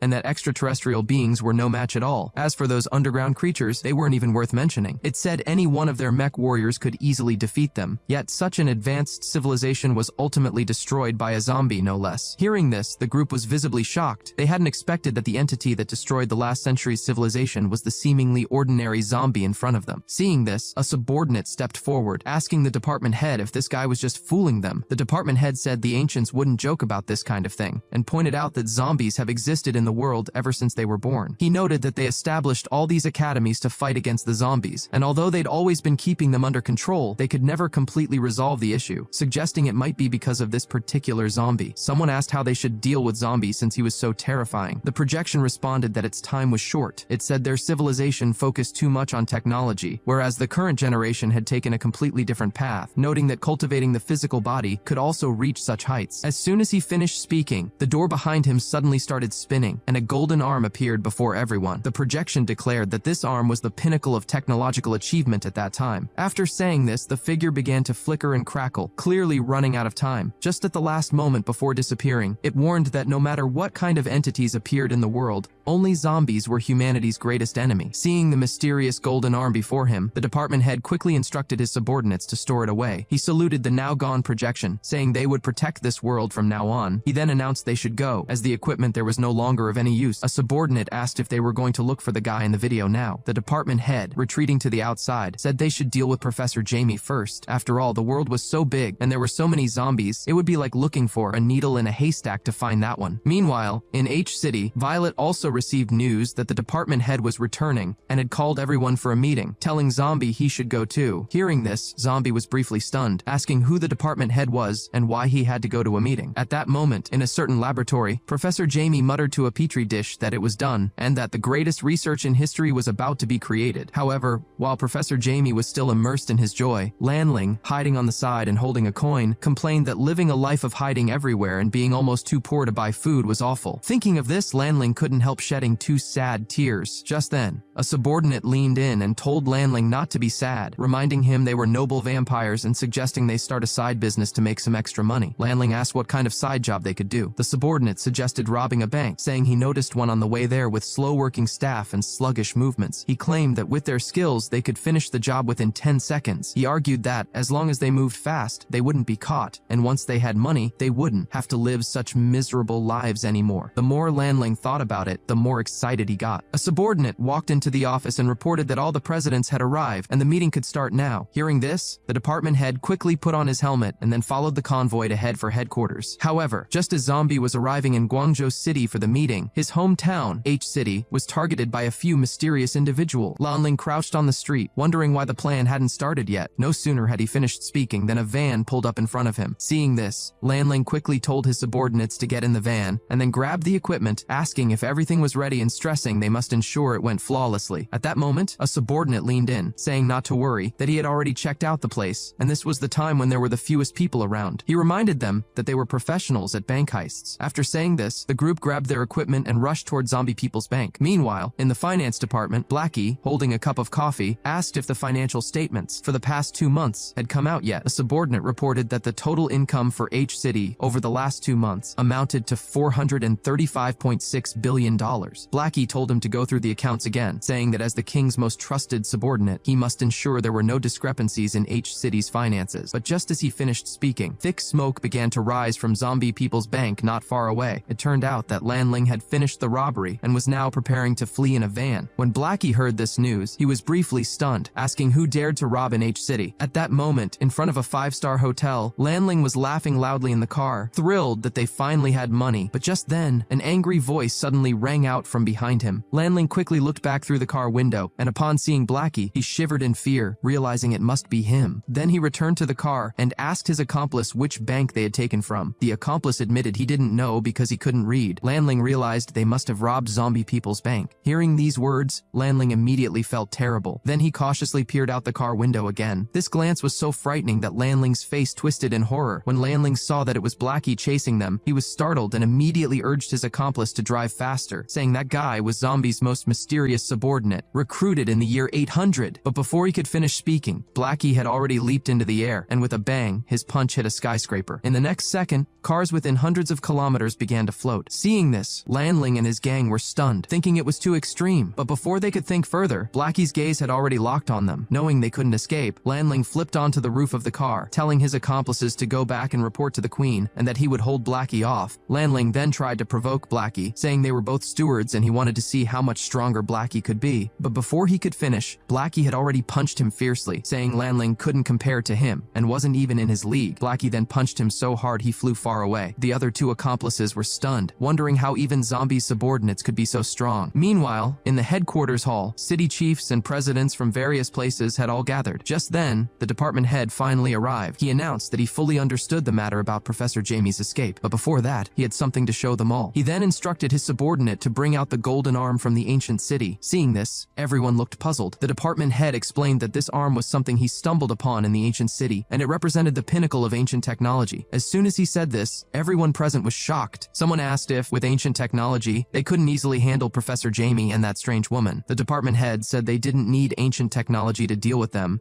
and that he had someone else in mind to confront. He explained that according to the ancients, there was a terrifying creature on their planet, and it was this creature that wiped out the ancient civilization. Hearing this, the Iron Club president was momentarily stunned, a certain figure flashing in his mind. He asked if the department head was serious, and what kind of creature could eliminate an advanced ancient civilization. Just as the department head was about to earnestly explain how dangerous this creature was, Zombie approached him, looking thoughtfully at the arm, asking why it looked so familiar to him. Someone asked where this creature might be. The department head admitted he wasn't sure. The ancients had only shared an image of the creature before they completely vanished. Just then, Zombie looked up and asked how they were supposed to use this golden gauntlet. The department head explained that the device was simple to use. Just wear it on your hand and press the button in the middle. He concluded they needed to find this creature quickly and get rid of it once and for all. Upon hearing this, Zombie immediately agreed, saying he'd definitely help. But at that moment, the department head felt as if he had forgotten something and quickly scrutinized Zombie again. This blatant scrutiny made Zombie somewhat embarrassed.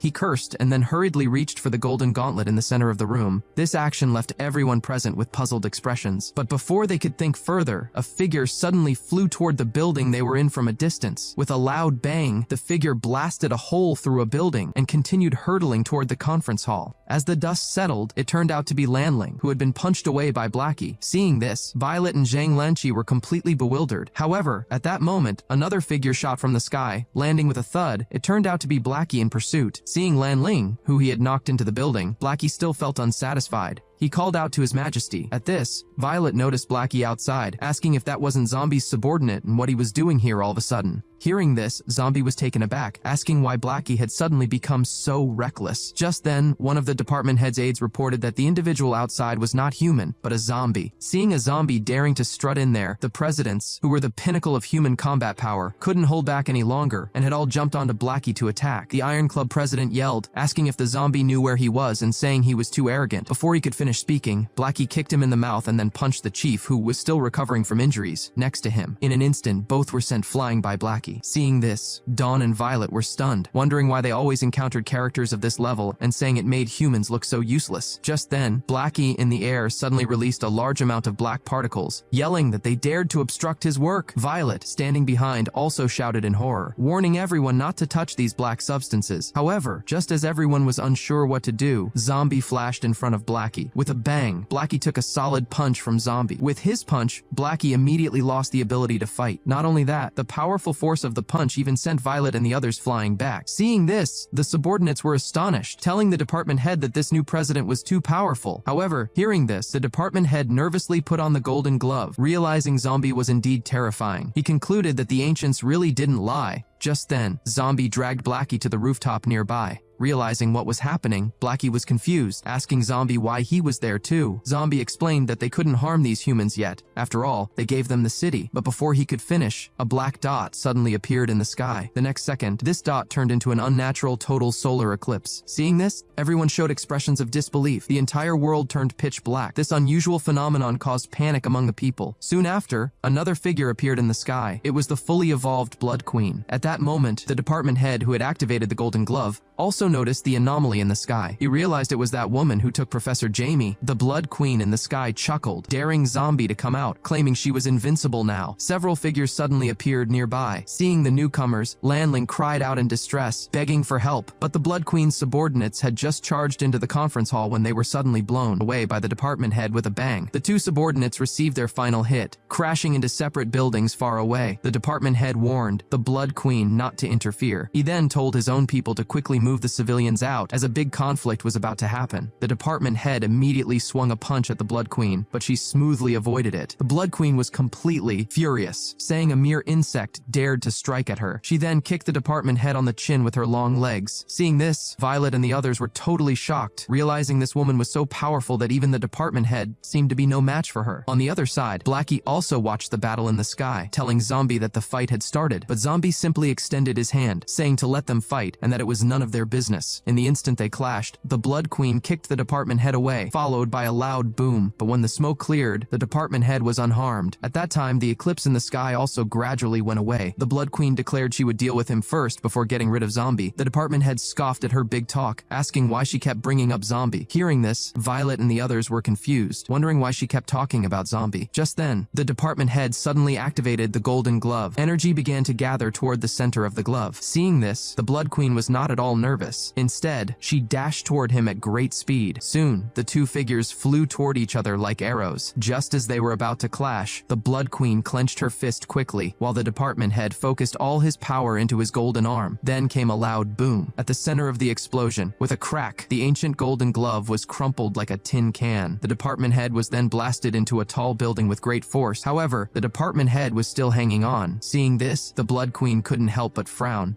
At this time, the department head, holding his broken arm with the crumpled golden glove, complained that the ancient technology was useless junk and that he might as well do it himself. The Blood Queen admitted that in nearly 1,000 years, he was the strongest human she'd encountered. She said that had he been born 1,000 years ago, the outcome would be uncertain, but unfortunately, he was no match for her now. The Blood Queen instantly appeared in front of the department head, but just as she was about to deliver a decisive blow, Violet suddenly appeared behind her. With her blade ready to strike, a terrifying red aura surrounded her. The Blood Queen quickly dodged the attack. This terrifying strike left the Blood Queen surprised. Violet rested the sword on her shoulder and told the Blood Queen that her opponent was her. Seeing this, Zhang Lanqi was shocked, asking how Violet had suddenly changed like this. On the other side, Dawn also instantly transformed, quickly capturing the Blood Queen's subordinate. This scene left the department head surprised, as he hadn't expected Violet's strength to suddenly increase so much. On the other side, Zhang Lanqi and others were completely stunned. The subordinate yelled not to underestimate them. She broke free from Dawn's grasp and created distance by flipping backward. This move left Dawn briefly surprised, not expecting her to escape from her hands. The subordinate taunted Dawn, asking if she thought she could trap her and saying not to treat her like a weakling. Dawn challenged her to show what she was capable of. The vampire sister then rushed toward her, but before she could strike, she was kicked in the chin by Dawn. Then Dawn bent down to gather strength and rushed toward the vampire sister in the air. Dawn struck the vampire sister with another punch to the face. Seeing this, Zhang Lanqi and the others were shocked, asking when Dawn had become so strong. After landing, the vampire sister quickly flipped over, and with the fluid in her hand, she created countless clones in the air. But before she could act, she was kicked again by Dawn. At this point, the vampire sister was speechless, wondering if this person was even human. Meanwhile, on the other side, the Blood Queen quickly swiped forward. Seeing this, Violet quickly drew her own sword. The next second, the city of technology behind her was sliced in two. Someone asked if Violet was always this strong. At that moment, the Blood Queen sneered that Violet had been enhanced too, but she didn't have time to waste on her. She demanded Violet bring Zombie out to her. With that, she activated her lineage power. Instantly, a terrifying aura burst forth from her body. However, Violet showed no intention of backing down. Violet admitted she knew she was no match for her, but warned the Blood Queen that if she thought that was all it took to challenge Zombie, she should forget it. Hearing this, the Blood Queen was briefly stunned, but before she could think further, Violet suddenly covered her face and burst into laughter, saying she would show her something fun and calling out her second form. After saying this, the skin on Violet's face began to crack and crumble away. Seeing this, Zhang Lanqi and the chief were dumbfounded, asking what she was preparing to do. Violet suddenly roared toward the sky. The next second, countless waves of purple energy radiated outward from her. This terrifying energy nearly blew away the chief and others, and even the Blood Queen was surprised. All because, at that moment, Violet had transformed into another form, not only growing a pair of sharp horns on her forehead, but also having her facial features turn into those of a demon's skull. Someone wondered if she was still human and how she had turned into this terrifying form. The Blood Queen was in disbelief, asking if Violet had mastered the lineage power too. Downstairs, Zombie, who was watching, was speechless. On the other side, Dawn was also stunned. The Blood Queen was furious and started mumbling in anger. Violet asked if she was confused about her life. Violet then declared there was no need for useless words between them. As soon as Violet finished speaking, the Blood Queen jumped above her. However, facing her sudden attack, Violet was unfazed. As the Blood Queen was about to strike down with her weapon, Violet quickly drew her sword. The moment the blade was unsheathed, Violet used her own life force to enhance it. With the upgraded red blade swung out, the Blood Queen was instantly sliced in half. Following that, Violet accelerated in an instant. The next second, countless slashes appeared on the Blood Queen's body, and the slashes were so fine it even cut her cells into pieces. The Blood Queen was cut into nothingness. Everyone was stunned by Violet's display of power. When the aide reported that Violet had eliminated every cell in the Blood Queen's body, the chief suddenly shouted in horror that this was totally impossible. Hearing this, Zhang Lanqi frowned, deep in thought. As for the department head, the pinnacle of human combat power, he had no words. Despite this, Violet showed no sign of relaxing. She looked back into the sky, saying she knew the Blood Queen wasn't this frail, and asking if she was planning a sneak attack. Clumps of fluid in the sky started to gather and condense. Flesh and bones started to reassemble. It wasn't long before the Blood Queen reappeared unharmed in front of everyone. Seeing this, both the chief and Iron Club president were dumbfounded, asking if they were even human. Zombie, watching, remarked that the Blood Queen was getting serious now, saying that he and Blackie decided to move to a better spot. At this point, Violet still spoke casually, saying that Zombie told her the Blood Queen was a millennium-old creature, and truly, she couldn't be judged with normal logic. Hearing this, the department head was briefly stunned, but just as he was about to react, the golden glove in his hand, which had already deformed, suddenly started to react. On the other side, Zombie and Blackie had already reached the best spot to watch the battle. At that moment, the Blood Queen raised her hand, and the next second, the previously clear sky instantly turned cloudy. She declared they weren't done yet. Saying this, she darted up to the sky. Seeing this, the Blood Queen quickly drew her life force sword, and the next second, a high-rise building was sliced into a dozen pieces. Those sliced buildings were headed straight toward Violet, but facing the rapidly approaching debris, Violet simply raised her hand, and the giant obstacle was sliced in half. Just then, the Blood Queen suddenly appeared in front of her, taking Violet by surprise and punching her in the face face. Violet no longer held back her strength, gathering all her power and swinging at the Blood Queen. The next second, the immense blade energy actually split the city in two. Seeing this, Zhang Lanqi and another were so frightened that their style of drawing changed, and even Zombie couldn't help but be amazed. Despite this, the Blood Queen was not injured at all. Violet wondered if she was still intact. Meanwhile, the department head was currently facing a big problem. The golden glove he was wearing could not be taken off. Just then, Violet landed on the side of a building, but before she could steady herself, the Blood Queen charged at her and kicked her in the chin. The Blood Queen told her not to think that activating her second form was special, and that in front of her, Violet was nothing. At that moment, the Blood Queen raised her hand to gather a burst of energy, and the next second, Violet crashed into a skyscraper. Then her long sword was hurled into her, pinning her to the building. Zhang Lanqi and others were beyond shocked. However, as the two of them fought fiercely, something strange happened to the department head on the other side. He wondered what was wrong with the glove. While the department head was confused, some golden energy suddenly appeared in his body fluid, followed by a voice in his mind saying it would be borrowing his body. This voice was that of the ancient person from the ancient ruins. Meanwhile, Violet, who had been knocked out, finally regained consciousness. She pulled the long sword out of her chest, saying she might not be able to stop her, but asking what the Blood Queen could really do to her. Seeing Violet's incredible power level, Zhang Lanqi grabbed Zombie's clothes and shook him around, saying she wanted to become like them too. But Zombie declined her, claiming it was too intense. However, just then, a loud boom suddenly came from afar, causing everyone present to be briefly stunned. Someone asked what that sound was. The chief looked up at the sky with a face full of terror. It turned out that at this moment, enormous mechanical limbs had appeared in the sky, accompanied by a terrifying laughter, declaring that he had finally come back to life. With a booming sound, a giant mechanical foot stomped down and flattened a city, leaving the people inside dumbfounded. Just as everyone was still trying to understand, another loud boom occurred, and the building Zombie was on was reduced to rubble. Seeing this, Zombie quickly bounced around the ruins, saving the presidents who couldn't escape in time. But just after he threw everyone out, the mecha in the sky suddenly reached out to grab him. Once it had Zombie in its grip, the mecha quickly clenched its fist. However, at that moment, the Blood Queen suddenly darted in, and Violet quickly followed her. Unexpectedly, the two of them zipped onto the top of the mecha's head. The department head started to regain consciousness, asking what exactly he was trying to do. The ancient being apologized to the department head, saying that for the sake of a better future for humanity, he had no choice but to use him. As his words finished, a brand new mecha battlesuit covered his body. Seeing this, the chief couldn't help but break out in a cold sweat, and the stainless steel chief was so frightened he couldn't even speak. Just then, Violet on top suddenly noticed something in the mecha's hand. It turned out that Zombie was currently being held in its grip. Seeing this, the Blood Queen and Violet quickly charged at the ancient being, but their combined attack was easily neutralized by the ancient being. With a whoosh, they were both bound by the ancient being. He commented that it took them several centuries to study Zombie's genes, and yet these two women used it as a mere boost, calling it superficial. At that moment, under the pressure of the mecha, Zombie activated his second form.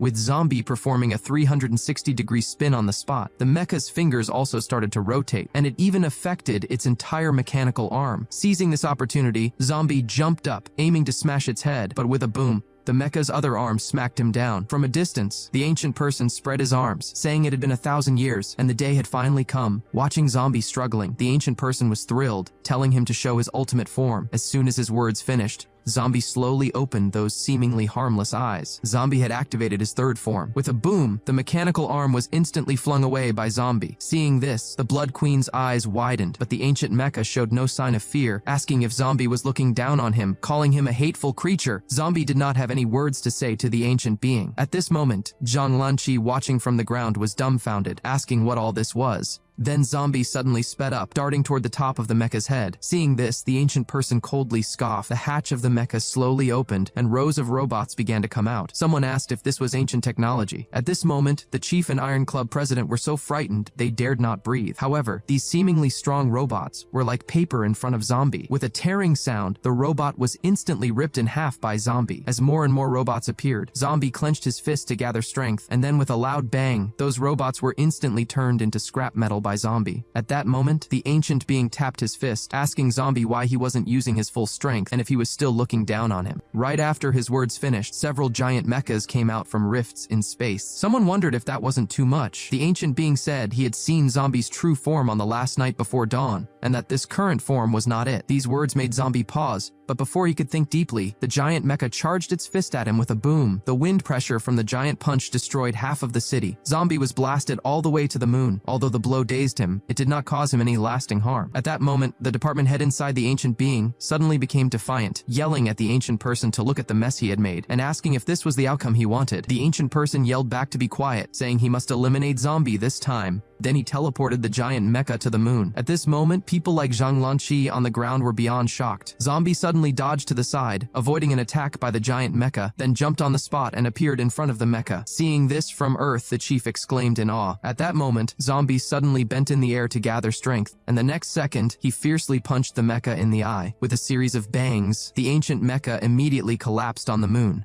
At this moment, high in Earth's atmosphere, the ancient being was also in shock. The department head's voice, speaking through him, reviewed Zombie's records. Not only had he managed H-City exceptionally well, generating hundreds of billions in tax revenue, but he had also helped humanity multiple times. The department head wanted to know why they couldn't just get along. The ancient being, looking up at the moon, questioned the idea of peaceful coexistence, pointing to Zombie's current intimidating state. He argued that originally zombies were supposed to be a weak group, but this particular one had appeared, and now the fate of the human race depended entirely on his mood. He insisted they couldn't allow such a creature to exist, and therefore if he wasn't one of them, he had to be eliminated. As soon as he said this, the mechas in space began to reassemble. The ancient mecha not only successfully returned to its original state, but also acquired a glowing long sword. Declaring divine punishment, the mechas in space began to move. The moon was simultaneously pierced from multiple locations. Then a great surge of energy was blasted towards Zombie. Despite this, Zombie was unharmed, and even scoffed dismissively, saying sometimes bigger wasn't necessarily stronger. Hearing this, the ancient being immediately felt a great sense of danger, but before he could react, Zombie suddenly raised his hand and snapped his fingers loudly. The next second, all the ancient mechas shattered instantly, and even the entire moon trembled. Such a terrifying display of power made Zhang Lanqi very uneasy, and she quickly gave the order to move the nearby citizens out of the area. Back to the action, Zombie was suddenly in front of the ancient being, and then delivered a powerful punch that smashed into the ancient being's face. The powerful force immediately knocked him into the deep sea, but it didn't end there. Zombie then plunged his hands into the ground. Meanwhile, the presidents in the city were helping civilians escape. Just as Zhang Lanqi, holding a baby, was preparing to leave, the ground beneath her suddenly shook. It turned out that Zombie was ripping apart the earth with his hands. Seeing this, everyone was terrified. With a crack, the area in front of Zombie instantly split open, making everyone feel like an earthquake was happening. Zombie exerted great force, and the next second, the ground around him was forcefully torn apart. Instantly, a great fissure going to the horizon appeared in the center of the city. Seeing this, the chief was stunned, and Zhang Lanqi accidentally fell into the fissure. Despite this, the fissure continued to extend, and even the sea was split in two. On the other side, the Iron Club president quickly saved Zhang Lanqi. However, at this moment, Zhang Lanqi witnessed an unbelievable scene. The ancient being who had been smashed into the sea suddenly reappeared, and the next second, Zombie punched him, smashing him into a mountain. The Iron Club president remarked that this was Zombie's destructive power. However, before he could finish speaking, a tsunami suddenly arose from the sea, revealing Zombie's fourth form. Seeing this, the department head was shocked, asking what kind of creature this guy was. Violet was also confused, asking how Zombie could transform again. The Blood Queen beside them couldn't believe it, saying she had never seen this before, and that the face she saw before dawn was this one. He then sped up and flew into the sky. Watching Zombie now fully unleashed, Blackie suddenly cried out in horror that it was over, and that the ancient being was doomed. He then rushed away to find safety. The ancient being in the sky laughed loudly, claiming he had waited 1,000 years for this battle. But before he could finish, Zombie suddenly raised his hand, and the next second, the ancient being's armor instantly shattered. Zombie clenched his fist, and the ancient being was crushed into a ball. Just then, a beam of energy shot straight into the sky, instantly turning the ancient being into scrap metal. With the ancient being's control gone, the department head was finally freed from his struggle, though by then his life was nearly spent. Someone cried out that the department head was going to perish, but just then, Zombie snapped his fingers at the department head, and the next second, his cells began to regenerate. Seeing this, the chiefs were dumbfounded, and the Blood Queen beside them was in disbelief. Violet also widened her eyes, realizing Zombie could even do that. At that moment, the department head suddenly woke up from his unconscious state. When he looked at Zombie, who had acted to restore him, he finally understood why the ancient being was desperate to end him. It was because Zombie was too powerful, a kind of power that was deeply terrifying. The onlookers on the ground were beyond shocked. Just then, Violet Violet suddenly appeared in front of Zombie. Zombie, now back to his original form, asked how the lineage power was working for her. Violet angrily replied that it was useless and asked him to look at what he had done, saying they didn't even have a home anymore. It turns out Zombie tore the earth with his bare hands, instantly splitting the ground, and due to this event, even caused the southern continent to shift over by 130 kilometers. Just like that, 2 months quickly passed. Since humans had gotten away before the battle, they weren't greatly harmed. However, the rebuilding of their homes was entirely left to Zombie citizens. In the office at this moment, the department head was looking at the data in front of him and fell into deep thought. The documents displayed the complete data of Zombie from his first to his fourth form. Inspector Chen walked in with a cup of coffee, asking if the department head needed her for something. He asked about her last visit to H City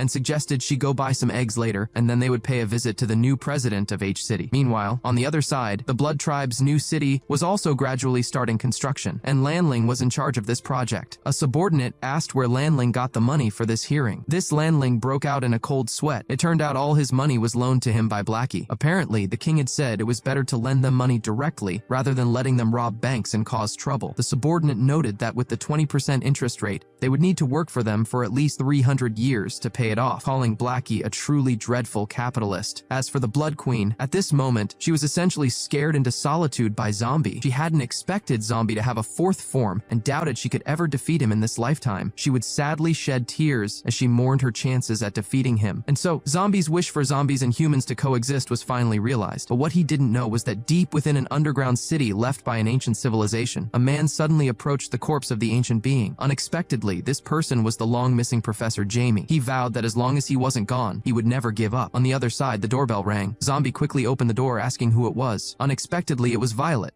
who had come early in the morning to hurry him to work. Soon after, Zombie arrived at the Beyonders Academy. At that moment in the gymnasium, seeing that it was about time, Zhang Lanqi waved her hand, welcoming their new chief, Zombie, to say a few words. As her voice fell, the students in the hall greeted Zombie. Looking at the neatly arranged freshmen before him, Zombie was also a bit confused and then awkwardly touched his bald head, wishing everyone good morning and saying they should be hungry, as he brought some eggs. He asked the former chief if he had been replaced. The former chief replied there was no choice, as he couldn't win against Zombie. Meanwhile, in the department head's office, Inspector Chen suddenly rushed in, saying the situation was serious. Saying this, she handed a cell phone to the department head, explaining the president was calling. Hearing this, the department head was immediately startled. The department head was about to bring a gift to Zombie when he received a call from the president. Unexpectedly, the revival of the ancient being was already known worldwide. Inspector Chen was surprised, saying they hadn't told anyone. The department head asked how such a big event could be kept secret, and noted that the exchange meeting was about to start, with too many things happening at once. He then asked how the eggs he requested were. Hearing this, Inspector Chen quickly lifted 2 bags, saying here they were. With that, the department head personally brought the gifts to Zombie's doorstep. Since he had made him the chief, assigning him to a duty should not be a problem. The department head rang Zombie's doorbell, but the door was opened by Violet. What surprised him most was that Violet was dressed in a beautiful maid outfit. Seeing this, the department head was briefly stunned. Asking Violet what was going on, Violet immediately denied it was what he thought. The department head was completely speechless, thinking they were playing games like this, and that even though Zombie got promoted, this was too bold. At that moment, Zhang Lanqi only just realized her current situation, telling the department head he had it wrong. However, the department head didn't want to hear their explanations and turned around, ready to leave. Zhang Lanqi and Violet quickly stepped in front of him, saying they were just there to celebrate Zombie's promotion. The department head questioned celebrating by dressing up like that, saying he had never seen them wear such outfits. But before he could finish, he noticed that Dawn was also in the room, with the former chief playing a card game with Zombie. The Iron Club president then made a party popper explode with a bang. At this moment, the department head was speechless. These people were just too much. Just then, various fruits and vegetables were thrown into the air, and with expert slashing technique, it turned out to be the Iron Club president demonstrating his knife skills. He was holding 2 plates of sushi prepared for Zombie, but suddenly he noticed a familiar figure standing at the door and immediately exclaimed in horror that he did all this because Zombie forced him. Fortunately, by this time, the department head was completely numb. He cleared his throat and announced that since everyone was here, he would save the trouble of calling a meeting, and that there was something very important they needed to discuss. At this point, everyone was sitting around a table. Someone asked if he wasn't the boss of the humans. Hearing this, the department head quickly explained that he was not, saying he was actually just in charge of this province. As he prepared to remove his face shield, Zombie and the others looked on in anticipation, but the department head only revealed half of his face, explaining that their planet only has 2 continents and only 2 countries, Country A and Country B. The department head then continued to explain the history of the countries and the relationship between them, mentioning an exchange exchange meeting that happens for peace, but mainly for displaying military might. Hearing this, Zombie was immediately surprised, asking what this exchange meeting was. The department head compared it to a school sports day or a military exercise, but noted that Country B wins the competition every time. Zombie thought that sounded pointless. It explained that in the last round there was a zombie controlling event, and one of their provinces subdued more than 8 million zombies, meaning their strength was many times greater than theirs. This statement sent a chill down Zombie's back. This competition was going to rely on him. At this moment, Zombie was completely speechless, realizing that this girl still believed he was human. Fortunately, at this time, the department head interjected to ease the tension, saying not to worry, this time they were the ones managing the events, so there wouldn't be a zombie fighting event again. Meanwhile, on the other side of the earth, two tall and beautiful women walked into an office. At that time, the leader of Country B threw a document on the table and told them to take a look, saying it was a photo sent from Country A. Hearing this, the two women quickly picked up the photo from the table and examined it closely. When they saw that the moon had been pierced by a mecha, they were shocked. The leader noted that according to intelligence, it was very likely that Country A had acquired the technology of the ancient people. He added that next month, the president of Country A would visit their country, and since the two women were his most capable subordinates, he called them there to personally investigate this matter. He also mentioned that there was significant concern from the king about their sister joining the rebellion, and if they completed this task well, he would naturally speak on their behalf. They understood, replying, to Lord Prime Minister. In a mysterious laboratory, Professor Jamie was watching an experiment with a serious expression. He announced that component, number 1, was fully powered. As his voice finished, other staff also indicated they were ready. They were planning to revive the ancient person. The green-haired subordinate called out to Professor Jamie that they could start now, but he questioned if they could really bring back the ancient person, who had been gone for 1,000 years and become a specimen. Professor Jamie told him not to worry, saying there was nothing in biology he couldn't achieve, and ordered them to start. Upon his order, a subordinate immediately switched the experiment's circuit breaker. With a loud bang, the entire laboratory was engulfed in a bright light. Someone commented that if they really could revive that ancient person, then it would be a real miracle. As the intense electricity continuously crackled over the body of the ancient being, in just a short while, suddenly, thick white smoke billowed out in the laboratory, and everyone was extremely nervous. After all, bringing a person back to life was something they had never done before. Just then, the ancient being in the laboratory suddenly coughed. Seeing this, the green-haired subordinate was overjoyed, exclaiming that they did it. But as the white smoke slowly dissipated, what appeared was a bald, greasy, middle-aged man. At this, the green-haired subordinate exploded, questioning if they got the program wrong, asking where the ancient being and the super cool mecha warrior were, and how it had turned into this. Saying this, the green-haired subordinate dashed into the laboratory, demanding to know where the ancient being went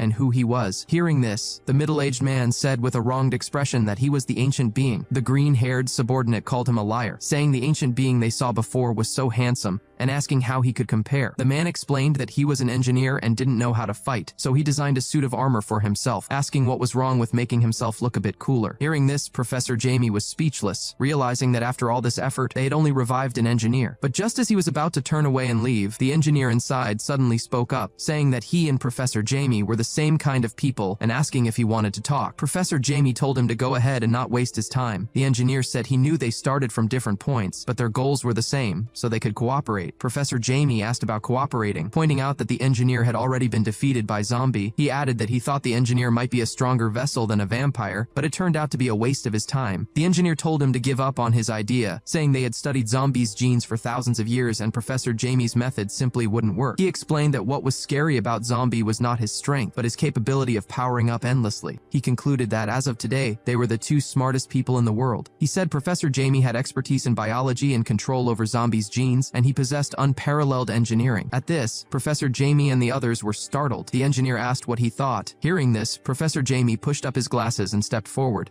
agreeing that they could work well together. Meanwhile, Violet screamed in horror on the other side, asking why the department head would actually let Zombie be the president's bodyguard. Violet worried that Zombie could potentially harm the president, while Zombie merely pointed at himself in confusion. The department head explained he had no choice, saying Country B was not peaceful, and that since they knew about the ancient being, the president's safety might be at risk. With that statement, Violet and Zhang Lanqi found themselves unable to argue. After all, Zombie was likely the only one capable of ensuring the president's safety. The department head stood up, announcing that since there were no objections, it was decided. He reminded Zombie that he had always wanted to enter the upper echelons of humanity and that one word from the president would resolve any questions about his identity. However, he stressed that Zombie's identity must remain hidden for now, as having a zombie in a government position would be historically volatile. Lastly, he announced that from that day, all the academy presidents in Guangzhou province would be under Zombie's command. He advised Zombie to bring 2 trusted aides for safety. He finished by urging Zombie not to disgrace Guangzhou province on this trip to Country B. With that, Zombie left the meeting and returned to H City. At this moment, in the city government office, Blackie and other subordinates had gathered. Zombie informed them that the governor had ordered him to serve as the president's bodyguard and asked who wanted to come with him. Blackie declined, saying there was too much work in finance.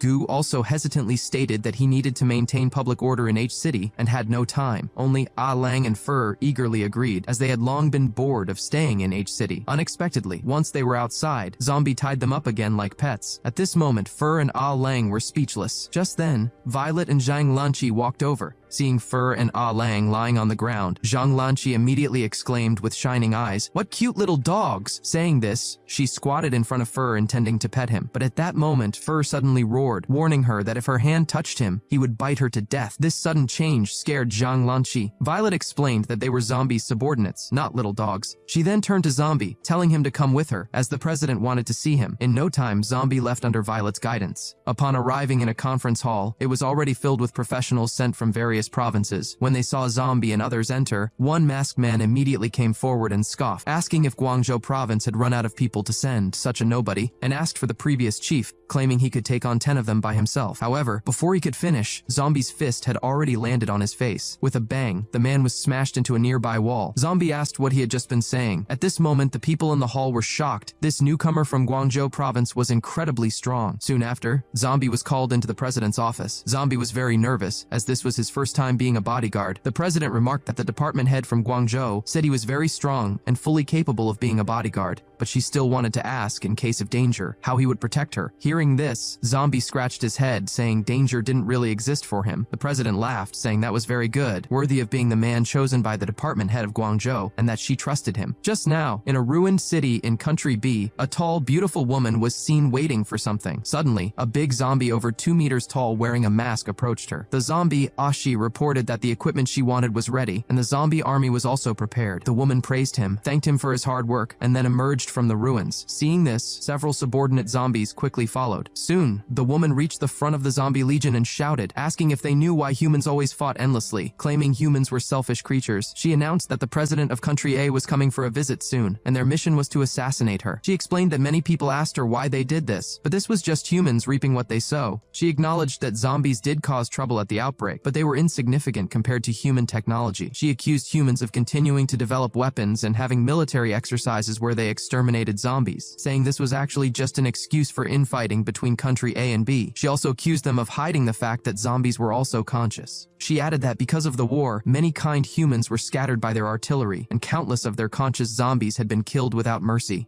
In reality, humans and zombies could have lived together all this time. Her goal was to overthrow Country A and B and unify the world. Hearing this, the members of the rebellion excitedly raised their hands, shouting, "To coexistence!" Meanwhile, Zombie was leisurely drinking afternoon tea while they were on a private jet on the way to Country B. The scene shifts back to Country B, where at the airport, reporters had already started a global broadcast, all because this exchange meeting had become the focus of the entire world. Soon, a special plane flew over the city. A security officer warned them not to let anything happened to the president of Country A after she landed. Someone else asked if their sister might take action now. The officer guessed that knowing her personality, she would even blow up the plane if she could. Meanwhile, on a bustling street, a suspicious human was with a large figure. The human claimed everything was arranged, and they would send the president of Country A to the afterlife. However, before he could finish his sentence, a masked zombie next to him suddenly started convulsing, then uncontrollably collapsed to his knees. The human asked what was wrong, and said this was no time for jokes. Ashi heard this but did not respond. Instead, he suddenly looked up at the plane above, as he seemed to sense something both familiar and terrifying on board. Just then, the private jet of the president of Country A finally arrived at the airport, and officials and reporters from Country B quickly gathered around. Suddenly, the plane's door slowly opened, but the person who stepped out was not the president of Country A, but Zombie, wearing a suit and tie for the first time. Seeing this, Ashi quickly grabbed the walkie-talkie and shouted, "Danger! Stop!" Hearing this, a blonde zombie was briefly stunned, wondering why he suddenly felt a sense of fear. Even the boss on the high-rise couldn't help but break out in a cold sweat and immediately ordered the rebellion. This guy is not the president. Everyone stand down. At this moment, the scene of Zombie's appearance was broadcasted around the world. When people saw Zombie's odd appearance, their reaction was utter confusion and surprise. On the other side, the twin sisters were also taken aback by what they saw on the screen, asking who this guy was. The other sister said he seemed to be a bodyguard listed with the president's group. The department head on the plane spoke to Zombie, praising him for doing well and reminding him of his task, which was to take a bullet for the president. Hearing this, Zombie was speechless, wondering why he needed to do so much for a single bullet when he could catch missiles. And with that jump, that's where the video ends. Smash 3K likes and drop 500 comments if you want part 2 ASAP. I'll drop the next part real quick.